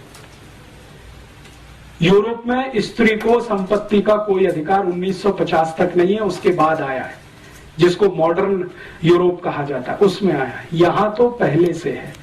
और यहां अगर आप इसको समझना चाहें कि भारत की सारी व्यवस्थाएं मां के इर्द गिर्द घूमती हैं, घर के सारे बड़े फैसले माताएं करती हैं इस देश में, भले वो लंबा घूंघट निकाल के बैठी हो, इससे कोई फर्क नहीं पड़ता। मैंने राजस्थान में क्या, मध्य प्रदेश में क्या, भारत के उत्तर में क्या, कहीं भी देखा है, छोटे छोटे गांव में देखा है, लंबा घूमट निकाले हुए महिलाएं घर के फैसले लेती हैं। एक बार ऐसे एक बहुत महत्वपूर्ण केस में मुझे अनुभव हुआ। मेरा एक दोस्त है, वो अपनी बहन की शादी करने के लिए एक गांव में गया, पश्चिमी उत्तर प्रदेश में। तो जिस घर का लड़का था वहां पर हम बैठे, तो उनकी माँ, लड़के की माँ, लंबा घूंघट निकाल के बैठी थी। तो लड़के के पिता भी वहीं बैठे थे, लड़का भी बैठा था। तो हम सब बात कर रहे थे कि देखो लड़की ऐसी है, ऐसी है, ऐसी है, आपको मंजूर है? तो पिता ने तुरंत हाँ बोला, लड़के ने हाँ बोला। वो जो माँ लंबा घूंघट निकाल के बैठी थी, उसने कहा बस इतने में पिता उठ गया, लड़का उठ गया, अंदर गए और बाहर आके कहा कि शादी नहीं हो सकती। क्यों? हमने कहा भाई क्या कमी है? तो कहा हमारी माता जी ने पहले एक लड़की पसंद कर रखी है, बस फैसला तो उन्हीं का है। तो हम ये जो कई बार गालियां देते हैं ना, हमारी महिलाएं तो अशिक्षित हैं, अनपढ़ हैं, घूंघट निकाल के बैठी, फैसला वही करती हैं। महत्व जो है ना वो फैसले का है, पिता फैसले नहीं करता। पिता की भूमिका तो व्यवसाय तक इस देश में सीमित है, घर की भूमिका पूरी तरह मां के हाथ में है। तो यहाँ का जो परिवार है वो मात्र सत्तात्मक है, और जब मात्र सत्तात्मक है तो उसमें संबंध तो बहुत दूर तक होते हैं, क्योंकि मां तो संबंध की शुरुआत है, संबंध ही पहला बनता है वो मां का है। तो मां से निकलते हुए फिर संबंध चलते हैं, और संबंध चलते हैं तो परिवार और कुल और वंश बड़े होते हैं। तो हमारे यहाँ जो परिवार की कल्पना है उसके केंद्र में मां है। वो राम का देख लो, कृष्ण का देख लो, या और वसुदेव का देख लो, या भारत में चंद्रगुप्त विक्रमादित्य का देखना हो तो देख लो, हर्षवर्धन का देखना हो तो देख लो, या चाणक्य का देखना हो तो देख लो, किसी का भी देख लो, सभी के केंद्र में मां है। और ये जितने महान लोग जिनको हम बार बार नमन करते हैं, याद करते हैं, उनसे पूछो कि भाई आप अपने जीवन में सबसे ज्यादा आभारी किसके प्रति हैं, तो वो कहते हैं हमारी मां के प्रति आभारी है। वो है तो हमको ये संस्कार है, नहीं होती तो शायद ये नहीं होता। तो संस्कार देने का काम मां। भारत की सारी कविताओं के केंद्र में मां है, जो बच्चों को सिखाई जाती है बचपन से लेके और दूर तक। माने स्त्री हमारे केंद्र में है, महिला हमारे केंद्र में है, मां हमारे केंद्र में है। तो मां के केंद्र होने से परिवार की व्यवस्था कुछ इस तरह की है, मात्र सत्तात्मक है। और भारत में ये कभी नहीं रहा अमेरिका और यूरोप के जैसा, जैसे वहां वोट देने का अधिकार नहीं, बैंक अकाउंट खोलने का अधिकार नहीं। आप जानते हैं कि इस भारत में माताओं ने ऋग्वेद की ऋचाएं लिखी हैं, यजुर्वेद की ऋचाएं लिखी हैं, सामवेद की ऋचाएं लिखी हैं। उपनिषदों में बहुत सारा कंट्रीब्यूशन माताओं का है। मेरे एक परिचित हैं, आर्य समाजी हैं, बहुत बड़े वेद के प्रकांड पंडित हैं। मैंने उनसे एक दिन पूछा कि वेद में कुल कितनी ऋचाएं हैं और उसमें से कितनी महिलाओं की हैं, तो उनका 37 से 40% महिलाओं की लिखी हुई है। और उनके अलग अलग नाम हैं जो हम जानते हैं अलग अलग समय पर। तो वेद रचती हैं महिलाएं, उपनिषद रचती हैं महिलाएं, तो केंद्र में तो रही होंगी।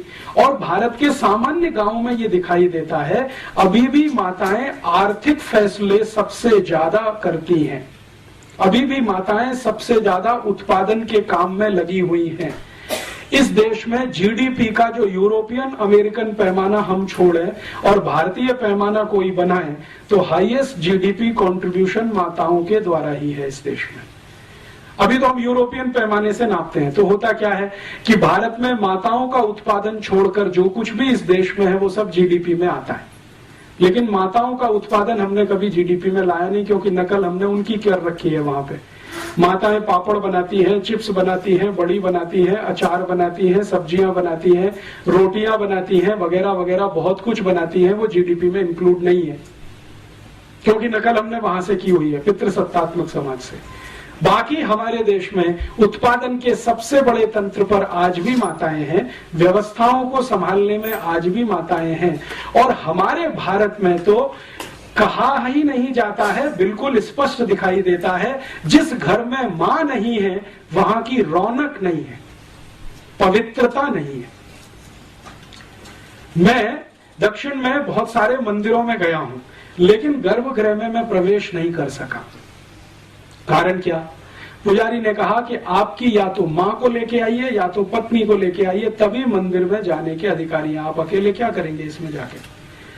तो मैंने कहा भाई इसमें परेशानी क्या है, मैं अकेला हूं तो। उन्होंने कहा अकेले होने से पवित्रता नहीं आती, पवित्रता किसी स्त्री के साथ होने से ही आती है, वो चाहे मां के रूप में हो या आपकी पत्नी के रूप में हो। और अगर कुछ नहीं है तो बहन को ले आइए किसी को, हम आपको मंदिर में जाने देंगे। उस दिन मेरे समझ में आया। अब इस बात को हम पूरे हिंदुस्तान में एक नमक मिर्च लगाकर एक दूसरे तरह से भी पेश कर सकते हैं कि देखो कितना छुआछूत है इस देश में, घुसने ही नहीं देते मंदिर में। लेकिन उसके पीछे कारण कुछ और है, वो पवित्रता का कारण है जो मां के साथ जुड़ा हुआ है। और ये भारत में बहुत सारे शास्त्रों में बार बार पढ़ने में आता है, सुनने में आता है कि जिस पुरुष की स्त्री चली गई उसका तो सब कुछ चला गया। मां चली गई तो और कुछ बचा ही नहीं, पत्नी गई तो बहुत कुछ चला गया। विदुर होना बहुत अपमानजनक स्थिति है समाज में, हमारे देश में, हमारी मान्यता में, हमारी सभ्यता। तो क्यों है? क्योंकि मात्र सत्तात्मक है सब कुछ। बच्चे पैदा होंगे नहीं होंगे मां का है, बच्चे बड़े होंगे तो क्या संस्कार मिलेंगे मां का फैसला है, पिता का उसमें कोई बड़ा योगदान नहीं। पिता तो थोड़ा सपोर्टिंग हैंड के रूप में है, जो कुछ गढ़ रही है तो वो तो मां गढ़ रही है। तो भारत की सभ्यता मात्र सत्तात्मक, इसलिए हमने शायद हमारे देश को भारत माता बोला। हमने कभी क्यों नहीं कहा भारत पिता, भारत माता ही क्यों कहते हैं? क्योंकि मात्र सत्तात्मक है सब कुछ। यहां तो भारत माता ही कहेंगे। भारत शब्द तो पुल्लिंग है, लेकिन माता तो हमने लगाया है उसके साथ भी। गंगा के साथ भी माता लगा दिया, गाय के साथ भी माता लगा दिया, यमुना के साथ भी माता लगा दिया। गंगा मैया है, यमुना मैया है, गैया मैया है। ये मैया है, भले वो पुल्लिंग ही क्यों ना हो, क्योंकि मात्र सत्तात्मक है सब कुछ। तो अब हम मात्र सत्तात्मक समाज में रहने वाले लोग पितृ सत्तात्मक समाज के लोगों की नकल करें तो अल्टीमेटली क्या निकलेगा? आपको अपने स्थान बदलने पड़ेंगे और उसमें से तो बहुत कुछ घालमेल होगा। तो अभी मैं आपको इस उदाहरण को और थोड़ा स्पष्ट करता हूं कि हम भारत में विदेशी टीवी चैनलों को आज देखते हैं। तो जितने भी विदेशी टीवी चैनल हैं, जैसे स्टार प्लस आया है, CNN है, ATN है, प्राइम स्टार है, प्राइम स्पोर्ट्स है, वगैरह वगैरह, इन सभी टीवी चैनलों पर कुछ सीरियल्स आते हैं और उन सीरियलों को भारतवासी देखते हैं और दिखाते भी भारतवासी हैं, लेकिन उनके प्लॉट सभी अमेरिका और यूरोप से आते हैं। भारत में स्टार प्लस पे सबसे ज्यादा सीरियल दिखाने वाली एक लड़की है जिसका नाम है एकता कपूर, उसके सबसे ज्यादा सीरियल आते हैं। सौभाग्य से एक बार मुझे उससे बात करने का मौका मिला मुंबई में। तो मैंने उससे एक ही सवाल पूछा कि आपके जितने भी सीरियल हैं, सास भी कभी बहू थी, घर घर की कहानी, तेरी मेरी कहानी, इसकी कहानी, उसकी कहानी, ये सब सीरियल के प्लॉट्स कहां से आते हैं, कहानी कहां से आती है? तो मैंने कहा this is all imported. Plot तो सभी अमेरिका से हैं, यूरोप से आए हैं, कहानी सब वहां से आई है, उसमें हमने भारतीय पात्रों को फिट करने की कोशिश की है। तो मैंने कहा अब मुझे समझ में आ गया कि आपके सभी सीरियल में माताओं को ही सबसे ज्यादा गालियां क्यों दी जाती है। सास भी कभी बहू थी, आप अगर इस सीरियल को ध्यान से देखें तो इस सीरियल की सभी स्त्री पात्र या माताएं पात्र सबसे ज्यादा दुर्भावना का शिकार है। ऐसे ही कसौटी जिंदगी की या कहानी घर घर की, कोई भी सीरियल देखें, ये सभी सीरियलों को मैं देख नहीं पाता हूं, लेकिन इनकी स्टोरी जरूर पढ़ता हूं मैं, कभी अखबार में आती है, कभी मैगजीन में। तो उन सब सीरियलों में एक माता दूसरे के खिलाफ षड्यंत्र कर रही है, दूसरी तीसरे के खिलाफ, तीसरी चौथी के खिलाफ, ननद भाभी के खिलाफ, भाभी ननद के खिलाफ, माता जो है किसी और के, इसी तरह के षड्यंत्र षड्यंत्र षड्यंत्र माताओं के बीच में सबसे ज्यादा, पुरुषों में कुछ कम, क्योंकि ये सब इंपोर्टेड प्लॉट्स हैं, यूरोप से आए हैं अमेरिका। तो वहां तो माता तो कुछ है नहीं, तो उसके खिलाफ षड्यंत्र भी हो तो कोई महत्व की बात नहीं है। यहां तो बहुत कुछ उसी पर निर्भर है, लेकिन हमने चूंकि आयातित किया हुआ है, उसको हिंदुस्तान का थोड़ा मिर्च मसाला लगा के पेश किया हुआ है, तो सभी सीरियल उसी तरह के दिखाई देते हैं इस देश में। चूंकि हम अगर अपनी सभ्यता को ध्यान में रख के कोई सीरियल बनाएं और अपनी मान्यताओं को ध्यान में रख के बनाएं, तो इसके बिल्कुल विपरीत बनेंगे जो आज हम देख रहे हैं या दिखाए जा रहे हैं।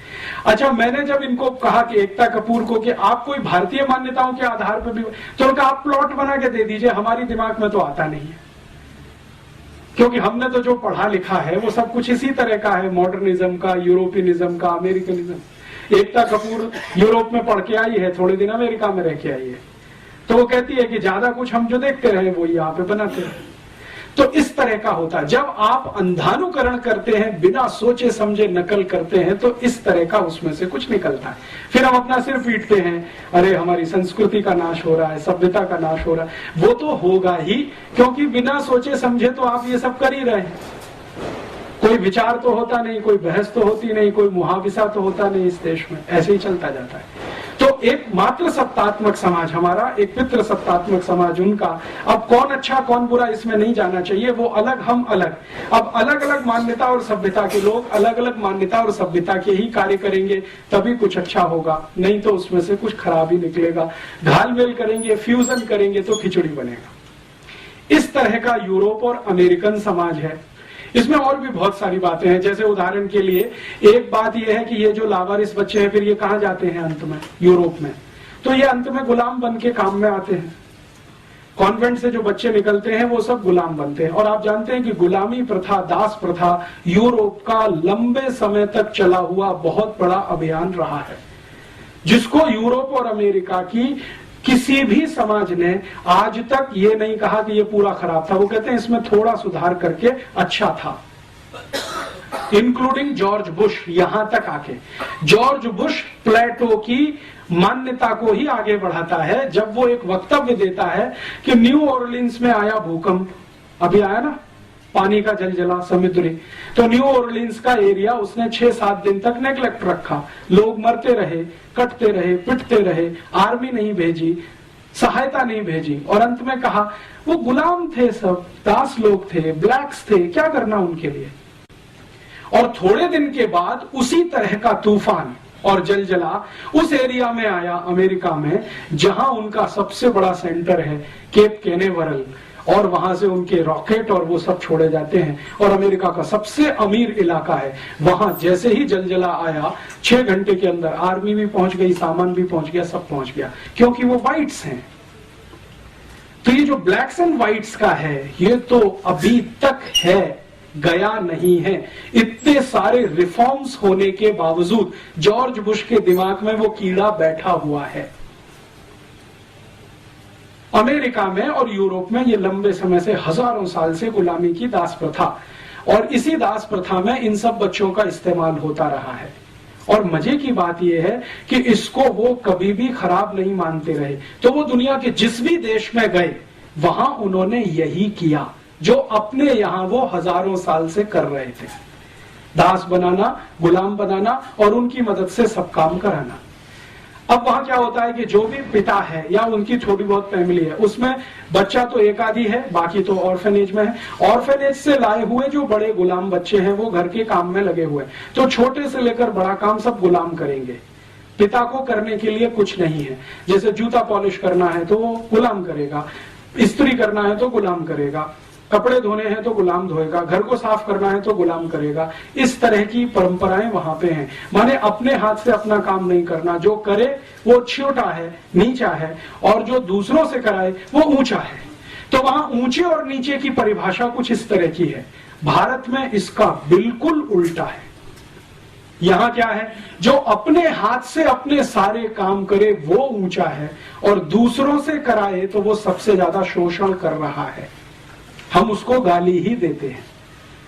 तो भारतीयता में क्या होता है, मैंने ऐसे इस देश के सैकड़ों करोड़पतियों को देखा है जो अपने घर में खुद झाड़ू लगा लेते हैं, अपने कपड़े खुद साफ कर लेते हैं, खुद नहा लेते हैं, खुद दांत साफ कर लेते हैं। आप कल्पना नहीं कर सकते, यूरोप में जो अमीर ज़ादे रहे हैं 1950 तक, उनके दांतों पे ब्रश भी गुलाम ही चलाते रहे, दांतों पे ब्रश। तो वो जब अमीरजादे यहाँ वॉयसराय बन के आते हैं और यहाँ जब रहना शुरू करते हैं तो यहाँ भी वही परंपरा डालते हैं। जैसे उदाहरण में हमारा राष्ट्रपति भवन, ये एक अंग्रेज वॉयसराय का घर है, तो बहुत साल तक तो अंग्रेज वॉयसराय रहा जिसको राष्ट्रपति मानते थे। तो आप अगर चले जाएं राष्ट्रपति भवन में तो ऐसे दासों की, गुलामों की फौज आपको वहां मिलेगी जिनकी संख्या 4,500 है। राष्ट्रपति भवन में ऐसे कई गुलाम नौकर हैं जो राष्ट्रपति की बूट पॉलिश के लिए हैं, राष्ट्रपति के कपड़े पे इस्त्री करने के लिए हैं, राष्ट्रपति के ब्रश पर पेस्ट निकाल कर देने के लिए हैं, राष्ट्रपति की मेज सजाने के लिए हैं। एक राष्ट्रपति हैं और व्यक्तिगत रूप से 835 कर्मचारी हैं। और दुर्भाग्य इस देश का या सौभाग्य कि इस समय जो राष्ट्रपति हैं वो भारतीयता वाले हैं। वो कहते हैं इनकी मुझे जरूरत नहीं, निकाल बाहर करो। तो सरकार कहती है जी ये प्रोटोकॉल है, हम नहीं निकाल सकते किसी को। आपको मालूम है, राष्ट्रपति ने भारत सरकार के प्रधानमंत्री और गृह मंत्री को कई बार लिखकर दिया कि ये 850 गुलामों की मुझे कोई जरूरत नहीं है, मैं मेरे जूते पे पॉलिश कर सकता हूं, मेरे कपड़े मैं खुद धोता हूं, इस्त्री की मुझे आवश्यकता नहीं होती क्योंकि मैं बिना इस्त्री के कपड़े पहनता हूं, ज्यादा कपड़े मेरे पास है नहीं, 3 शर्ट है और 3 पैंट है, 2 कोट है, 2 पैंट है, इससे ज्यादा मैं रखना नहीं चाहता। एक ब्रीफ केस में मेरा सब सामान आ जाता है, कल राष्ट्रपति भवन छोड़ना पड़े तो एक ही ब्रीफ केस लेके निकलूंगा, एक ही ब्रीफ केस लेके आया हूं, इसलिए मुझे ये 835 लोगों की फौज नहीं चाहिए, हटाओ। तो प्रधानमंत्री कहते नहीं हटा सकते, ये तो प्रोटोकॉल के खिलाफ है। आप उनका इस्तेमाल नहीं कर सकते तो बैठने दीजिए ना, आपका क्या बिगाड़ते हैं, प्रोटोकॉल तो चलने दीजिए। माने वो वॉयसराय वाला प्रोटोकॉल जो गुलामी से आया है, दास प्रथा से, वो यहां कंटिन्यू रखना है। हमारे यहां तो नहीं है। भारतीयता में तो कोई किसी को गुलाम नहीं बना सकता, क्योंकि हम तो आत्मा की बात करते हैं। हम तो कहते हैं ना आत्मा सबकी समान है, परमात्मा का अंश है, कोई किसी को कैसे गुलाम बना सकता है। हम तो किसी जानवर को गुलाम नहीं बना सकते, आदमी की तो बहुत दूर की बात है। और अगर बनाते हैं तो वो समाज में विकृति माना जाता है, उसको स्वीकृति कभी किसी ने नहीं दिया है, ये हमारे देश में नहीं। अब हमारे यहाँ क्या होता है, मॉडर्निज्म में हमने अमेरिका और यूरोप से प्रभावित होकर बहुत कुछ करना शुरू किया है। जैसे कुत्ते पाल लिए, अभी बहुत लोग हैं जो घर घर में कुत्ते पालते हैं। भारतीयता में आप कुत्ता घर में बांध के नहीं रख सकते, वो तो स्वतंत्र छोड़ने के लिए ही है, लेकिन हमने घर में पाल लिए हैं और उनको गले में पट्टा डाल के घुमाने के लिए लेके जाते हैं और फिर वापस लाते हैं, उसमें बड़ी शान समझते हैं। और अगर उसको पलट के ये कह दो कि भाई ये कुत्ते पालने से अच्छा कोई गाय पाल लो तो दूध तो मिलेगा और गोबर का खाद किसी किसान को मिलेगा, क्या अब्सर्डिटी की बात करते हो, गाय रखेंगे, गंदा करती है। और वो कुत्ता कहीं भी गंदा करता है, किसी का लिहाज नहीं करता, कहीं भी पांव उठा के मूत्र कर देगा और कहीं भी संडास कर देगा। उसको साफ करना हमको अच्छा लगता है क्योंकि यूरोप से आया हुआ है। और हम गाय पालें और उसका दूध पिए तो उसमें 50 तर्क सुनाना शुरू कर देते हैं। जी जयपुर शहर में गाय कैसे पाल सकते हैं, कानून नहीं है। कुत्ता पालने का कानून बन सकता है तो गाय का भी बन सकता है, लेकिन हमने कभी प्रयास नहीं किया। तो कुछ घालमेल इस तरह का होता है, खिचड़ी कुछ इस तरह की होती है। तो हम जो हमारी मान्यता में ऐसा नहीं है तो हमारे कार्य में वैसा नहीं है, होता है तो हम उसको विकृति मान के छोड़ते हैं, वो समाज के लिए आदर्श और उदाहरण नहीं बनता है। तो अब हमारी मान्यता जिस तरह की है व्यवस्था उसी तरह की बनेगी, उनकी मान्यता जिस तरह की है व्यवस्था उस तरह की बनेगी, और व्यवस्था को चलाने के लिए नियम कायदे कानून उस तरह के बनेंगे जिस तरह की मान्यता और व्यवस्था होगी। तो यूरोप और अमेरिका के नियम कायदे कानून उस तरह के हैं, हमारे नियम कायदे कानून भी अगर उसी तरह के बनेंगे तो सर्वनाश ही होगा। अब जैसे वहां जितने भी न्याय के कानून हैं जिसको जस्टिस कहा जाता है उनकी भाषा में, वो सभी के सभी गुलामों को ध्यान में रखकर बनाए गए हैं। जैसे पनिशमेंट के कानून है, पनिशमेंट के कानून यूरोप में है, क्योंकि गुलाम है तो गुलामों को पनिशमेंट देना है, और देना है तो किस तरह का, 100 कोड़े मारो, 200 कोड़े मारो, 500 कोड़े मारो, 1000 कोड़े मारो। 1 शिलिंग की चोरी हुई है, 2 शिलिंग की चोरी हुई है या 1 पाउंड की चोरी हुई है, उसमें 1960 तक लंदन में 40 कोड़े की सजा थी। तो इस तरह की व्यवस्था है क्योंकि वो गुलाम। हमारे यहाँ तो कुछ दूसरे तरह की व्यवस्था थी। हर्षवर्धन के समय में, चंद्रगुप्त विक्रमादित्य के समय में और किसी भी राजा के समय में चोरी के लिए जो कानून बने हैं न्याय देने के लिए, और यूरोप में है, उन दोनों का मैं आजकल अध्ययन कर रहा हूं, जमीन आसमान का अंतर है। और वहां अगर सजा है, जैसे भारत के क्रांतिवीरों को भी वो सजा देते थे कोड़े मारने की, क्योंकि यूरोप से आई है वहीं से। तो भारत का कोई क्रांतिवीर है, अंग्रेजों के खिलाफ बगावत किया, 50 कोड़े मारो। जैसे चंद्रशेखर आजाद की कहानी तो आपने सबने सुनी है कि उनको अदालत में ही कोड़े मारे गए थे। तो उन्होंने जज से रियायत मांगी कि ये तो बहुत ज्यादा है, तो जज ने कहा अच्छा 5 कम कर दो, 45 मार दो, ये दया है। लेकिन वो जज जानता नहीं है कि 10 कोड़े में भी ये मर जाएगा, और वही हुआ चंद्रशेखर आजाद के साथ। तो जो न्यायाधीश बैठा था कुर्सी पर, वो कहे कि मैं क्या करूं, मुझे तो जो लॉ मिला है उसके आधार पर मैंने फैसला दिया है, अब इसमें प्रेम दया करुणा कहां से फिट बैठती है मेरे समझ में नहीं आता। भारतीयता की नजर से मैं नहीं देख सकता, क्योंकि मुझे कानून ऐसा मिला है पालन करने के लिए। तो चंद्रशेखर के केस में जज की यह टिप्पणी, वो कहता है कि भारतीयता की नजर से देखूं तो ये बहुत बड़ा जुर्म है जो मैंने किया, कि उसको मैंने 50 कोड़े की सजा दी, बाद में 5 घटा के 45 कर दिया। लेकिन चंद्रशेखर को जब 10 कोड़े पड़े हैं तो वो बेहोश हो गए।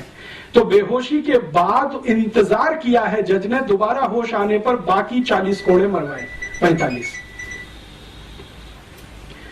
तो हम कहते हैं जी बहुत अत्याचार है, लेकिन वो कहते हैं ये तो हमारे यहाँ सामान्य व्यवहार है। इसी तरह से हम सजा देते हैं यूरोप में अपने गुलामों को, तो यही भारत में कर रहे हैं। इसी तरह से भारत के क्रांतिवीरों को सजाएं देने के तरीके, जो गुलामों को वहां यूरोप में बर्फ की सिल्ली पे लिटा देना और उसको पीठ पर पीछे से डंडे से मारना, ये this is typical European style. Europe में बर्फ बहुत है, जमीन पे लिटा दिया, पीछे से बैत से मार रहे हैं, यही भारत में वो लेके आए। और विनायक दामोदर सावरकर को पहली बार जब अरेस्ट किया है तो उनको यही दंड है, बर्फ की सिल्ली पे लिटाकर पीछे से केन से मारना, जब तक बेहोश ना हो जाए तब तक मारना।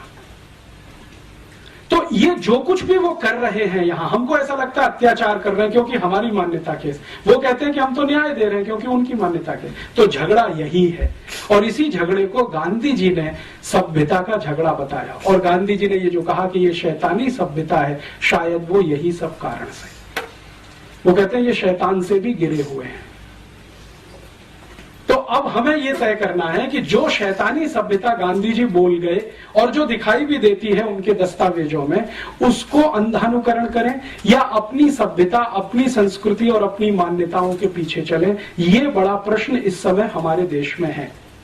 फिर हम ये कह सकते हैं कि हाँ, भारतीय सभ्यता में सब कुछ अच्छा है क्या, संस्कृति में सब कुछ अच्छा है? नहीं है, बहुत कुछ खराब है, क्योंकि सभी सभ्यताओं में बहुत कुछ खराब होता है, बहुत कुछ अच्छा होता है। तो हमारी सभ्यता संस्कृति में भी बहुत कुछ खराब आ गया है, शायद वो नकल से आया हो। सबसे बड़ी खराबी अपनी सभ्यता में जो पिछले 200, 250, 500 वर्षों में आई है, या शायद ज्यादा आ गई हो, कि हमने जातियों के आधार पर ऊंच नीच कर दिया इस देश में। ये अपर कास्ट है, ये लोअर कास्ट है, ये बैकवर्ड क्लास है, ये फॉरवर्ड क्लास है, ये ब्राह्मण है, ये चमार है, ये चमार नीचा है, ब्राह्मण ऊंचा है, क्योंकि चमार हाथ से काम करता है, ब्राह्मण दिमाग से काम करता है। ये जो ऊंच नीच है, ये शायद हमारी सभ्यता की सबसे बड़ी बुराई हो। आज के समय के हिसाब से तो दिखाई ही देती है, पहले भी शायद रही हो या इसका कोई दूसरा स्वरूप रहा हो, उस पर हमें रिसर्च करने की अभी जरूरत है। तो हमें ऐसा लगता है कि ये खराब है। तो सभी सभ्यताओं के विकास में ये एक मूल क्रम होता है कि जो खराब है उसको छोड़ते जाओ, जो अच्छा है उसको और अच्छा बनाते चले जाओ। सभ्यताओं का विकास ऐसे ही होता है।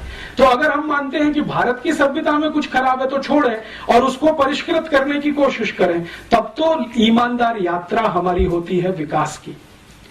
लेकिन अगर अपनी सभ्यता को ही छोड़ दें, उसकी बुराई अच्छाई तो बात ही ना करें और सब कुछ विदेशी सभ्यता में अच्छा ही अच्छा है, बिना जाने बिना समझे उसको आयातित करें, तो ये तो सर्वनाश की तरफ ले जाएगी, जो गांधी जी कहते हैं।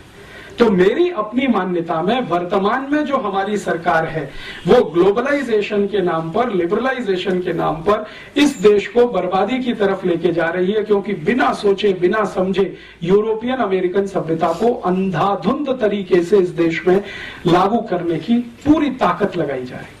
अब हम नागरिकों के सामने ये बड़ा धर्म संकट है कि हम कहां जाएं। अगर हमको ये तय करना है कि हम हमारी सभ्यता संस्कृति के साथ जाएं, तो पूरी हिम्मत और ताकत के साथ इसको सामूहिक रूप से कहना पड़ेगा। और या तो हम समूह के रूप में ये तय कर लें कि हमको अमरीकी होना ही अच्छा है, जैसे पंडित नेहरू मानते हैं और आज के प्रधानमंत्री भी मानते हैं कि हम यूरोपियन हो जाए, अमेरिकन हो जाए, उसी में हमारी भलाई है। तो पूरा समाज ईमानदारी के साथ अमरीकी और यूरोपीय हो जाए, मुझे उसमें कोई बुराई नहीं लगती। या तो हम ईमानदारी से अमरीकी यूरोपीय हो जाए या ईमानदारी से भारतीय रह जाएं। ये जो बीच की खिचड़ी है, क्योंकि फ्यूजन कहीं नहीं होता है, हो नहीं सकता है, सभ्यताओं में तो नहीं हो सकता है। तो फ्यूजन करने की कोशिश करेंगे तो उसमें से कोई अभीष्ट नहीं निकलेगा, हमारे लायक नहीं होगा। इतना ही कहकर इस व्याख्यान को मैं विराम देता हूं और इस व्याख्यान की मदद से एक नया प्रश्न मैं इस समाज में खड़ा करना चाहता हूं कि हमको जाना किधर है, ये तय करें। यूरोप अमेरिका जैसा होना है तो पूरी ताकत से बने, और भारतीय होना है तो पूरी ताकत से इधर आए। समाज के स्तर पर यह तय करने की जरूरत है, क्योंकि राजनीति इसे तय करने में समर्थ नहीं है। राजनीति समर्थ क्यों नहीं है? क्योंकि वो नितांत स्वार्थ में डूब चुकी है, और जब नितांत स्वार्थ में कोई डूब जाता है तो समाज को दिशा नहीं दे सकता। तो ये समाज को ही तय करना है और समाज का हिस्सा राजनीति बने, ऐसी मेरी अपेक्षा है। हमारा समाज राजनीति को निर्देशित करे, दिशा निर्धारित करे, अपने स्तर पर तय करके, ऐसी अपेक्षा के साथ मैं विदा लेता हूं। और आप सब थोड़े से नागरिकों के बीच में ये कहा, क्योंकि आप सोचते हैं, समझते हैं, और न सिर्फ सोचते समझते हैं बल्कि पढ़ सकते हैं। मैंने इतने सारे रेफरेंसेस दिए, आप चाहें तो प्लेटो को पढ़ सकते हैं, उसकी पुस्तकें यहाँ उपलब्ध हैं, रिपब्लिक भी उपलब्ध है और उसकी सब लिखी हुई है, जयपुर में मिलती है। सोक्रेटिस को पढ़ सकते हैं, लेविनिज, दिकार्ते, किसको भी पढ़ना हो, रूसो को पढ़ना हो तो वो भी यहाँ उपलब्ध है। जयपुर में बहुत सारी लाइब्रेरीज हैं, आप उनमें जाके निकाल सकते हैं। और ये जो दूसरे रेफरेंस मटेरियल्स हैं वो मैं आपको दे सकता हूं, क्योंकि बहुत सारे डॉक्यूमेंट्स हमने कलेक्ट किए हैं, उनके आधार पर हम थोड़ी छोटी कुछ सीडी बना रहे हैं, कुछ कैसेट्स बना रहे हैं, कुछ पुस्तकें बना रहे हैं, कभी भी आपको मिल सकती है। लेकिन इस बहस को फिर से शुरू करना है, जो गांधी जी 1909 में कह गए कि यूरोपियन सभ्यता शैतानी है, अगर फंसे तो सर्वनाश है, निकले तो जीत है, ये गांधी जी मानते थे। मैं अभी उसको मानने लगा हूं पिछले कुछ वर्षों से, क्योंकि मैंने वो देखना शुरू किया है जो गांधी जी आज से 100 साल पहले देखकर चले गए। इतनी विनम्रता के साथ आपका आभार, धन्यवाद। और इस विषय पर हम आगे चाहें तो इससे भी ज्यादा और गहरी बात हो सकती है, इससे भी ज्यादा और गहरा कोई आपके बीच में मैं बात करने के लिए फिर से आ सकता हूं। लेकिन एक बार मन बने, मानसिकता तैयार हो इस तरह का सुनने की, और सुनने की ही नहीं, बुनने की, चिंतन करने की, तो शायद आने वाले समय में मुझे भी मजा आएगा, आपको और ज्यादा मजा आएगा। आभार। ये सब बातें सबको विदित है, सब कुछ ऐसा है। हमारे अंदर पिछले 1000 साल से आपके अनुसार वो क्या कमी आ गई है जिसमें कि हम 1000 साल से कभी मुसलमानों के, कभी मुगलों के, कभी यूरोपियंस के और आज अमेरिकन के हम गुलाम ही बनना चाहते हैं। आज हमारा फाइनेंस मिनिस्टर कहता है हमको चाइना का अनुकरण करना चाहिए, तो हमको हर का पिछलग्गू ही बना रहना पड़ेगा। हमारे को चाइना का, अब यूरोप को छोड़कर चाइना का अनुकरण करने लगे। चाइना तो हमारा इस तरह हमारी इतनी प्रगति कर रहा है, कोई गुलामी के आधार पर नहीं कर रहा है। हमने ये बात क्यों है और क्यों नहीं जाती? ये भारत की जो बहुत बड़ी दुर्गुण है, जिसके बारे में आपने कहा कि हम 1000 साल से बार बार दूसरों की गुलामी में क्यों फंसते हैं। कभी मुसलमानों की गुलामी में, जिनको हम मुगल कहते हैं, वहां फंस गए 300-400 साल, अंग्रेजों के साथ, फिर फ्रांसीसियों के साथ, डच लोगों के साथ, पोर्चुगीज लोगों के साथ तो सबसे ज्यादा 450 साल भारत का बहुत बड़ा इलाका गुलाम रहा। कारण क्या है? मेरी अपनी समझ और मान्यता के हिसाब से मैं कहता हूं, आपकी समझ दूसरी हो सकती है। पिछले 1200 वर्षों में हमारे देश की सभ्यता में जो सबसे बड़ी एक बुराई घुसी, 1500 साल कहें, वो यही कि हमने समाज को जो बांटा है अलग अलग जातियों के आधार पर वर्गों में, जातियों के वर्ग बना दिए। ये अगड़ा वर्ग, ये पिछड़ा वर्ग, कुछ जातियां आगे, कुछ जातियां पीछे, और उसके आधार पर ऊंचा नीचा कर दिया कि जैसे कोई ब्राह्मण है वो पंडिताई का काम करता है तो ऊंचा हो गया, चमार है वो हाथ से कोई जूता बनाता है तो नीचा हो गया। हमारे यहाँ ये व्यवस्था कभी रही होगी तो कर्म के आधार पर थी, जन्म के आधार पर कभी नहीं थी। हम जन्म के आधार पर अपने वर्ग कभी नहीं बनाते, कर्म के आधार पर वर्ग बनाए हैं हमने कभी। तो जब कर्म के आधार पर ये वर्ग रहे तो भारत सोने की चिड़िया के नाम से सारी दुनिया में जाना जाता था। चंद्रगुप्त भी हुए, हर्षवर्धन भी हुए, अशोक भी हुए, तमाम। जब हमने जन्म के आधार पर इसको मानना शुरू किया होगा, वहां से गिरावट आई, और समाज में गिरावट जब आती है तो राज्य भी उसका एक अंग है समाज का, तो उसमें भी गिरावट आई और शक्ति हमारी छिन्न भिन्न हुई। वो शक्ति कैसे छिन्न भिन्न हुई, वो एक उदाहरण से समझ में आता है। अंग्रेजों का एक राजा या अंग्रेजों का एक अधिकारी रॉबर्ट क्लाइव जब यहाँ आता है और बंगाल में लड़ाई लड़ता है प्लासी के स्थान पर और सिराजुद्दौला को पराजित करता है, षड्यंत्र के हिसाब से, युद्ध के मैदान में नहीं, तो वो एक जुलूस निकालता है और उस जुलूस में वो एक बहुत पते की बात कहता है। वो ये कहता है कि मैं जब जुलूस निकाला भारत में कलकत्ता की सड़कों पर तो मात्र 300 सैनिक थे मेरे साथ, मैं और 300 सैनिक। भारत के हजारों लोग सड़क के दोनों किनारे खड़े होकर तालियां तो बजाते थे, लेकिन मेरे जुलूस पर कोई एक ईंट और पत्थर भी फेंक दिया होता तो भारत का इतिहास कुछ और हो गया होता। ये उसने अपनी डायरी में लिखा। बाद में उसने उसका विश्लेषण किया है कि मैंने बहुत दिन सोचा भारत में ऐसा क्यों है, तो बाद में पता चला कि जो सड़क के किनारे खड़े हुए लोग थे वो सब पिछड़ी जातियों के थे, जिनको ये लगता था कि ये अंग्रेज हैं, वो भले हैं, अगली जातियों पर हमला करने के लिए आए हैं, शायद हमारे उद्धारक बनेंगे, इसलिए हम तो तालियां ही बजाएं क्योंकि हमारा शोषण ये अगली जाति वाले कर रहे हैं, फॉरवर्ड लोग हमारा शोषण कर रहे हैं। तो उन्होंने अंग्रेजों का स्वागत किया, और न सिर्फ किया बल्कि आज भी करते। तो ये जो हमारे यहाँ हुआ है जाति आधारित जन्म से, उसने हमारे समाज की शक्ति को छिन्न भिन्न किया, कमजोर किया, और समाज बट गया। अब हजारों जातियां हैं तो हजारों में बटा हुआ समाज है, शक्ति पूरी खराब हो गई। 4500 से ज्यादा जातियां हैं, ग्रुप्स अलग अलग उसके हिसाब से बने, तो उसी में हम टूट गए और डूब गए। इसी कारण मुझे ऐसा लगता है, और भी कोई कारण हो सकता है, मुझे ऐसा लगता है कि हम बार बार गुलाम हुए और आज भी उसी गुलामी के लिए अभिशप्त बने हुए। ये मेरा अपना मानना है, इसके अलग भी कोई हो सकता है। ये जो आप कह रहे हैं, ये अगली पिछड़ी जाति का जो भेद हमारे देश के अंदर किसी तरह से दुर्भाग्यपूर्ण रूप से आ गया, परंतु जो भी गुलाम रहे हैं, चाहे मुगलों के, मुसलमानों के, फिर बाद में अंग्रेजों के, वो सबके सब अगड़ी जाति के रहे हैं, पिछड़ी जाति के नहीं रहे हैं। इसलिए कि पिछड़ी जाति अगली जाति मिलकर लड़ नहीं पाए दुश्मनों से। आप पिछड़े हैं, आपको अलग किया हुआ समाज ने, अगड़े हैं, गुलाम हैं, तो समाज के पिछड़े लोग अगड़ों के साथ नहीं आए लड़ाई लड़ने के लिए। मैं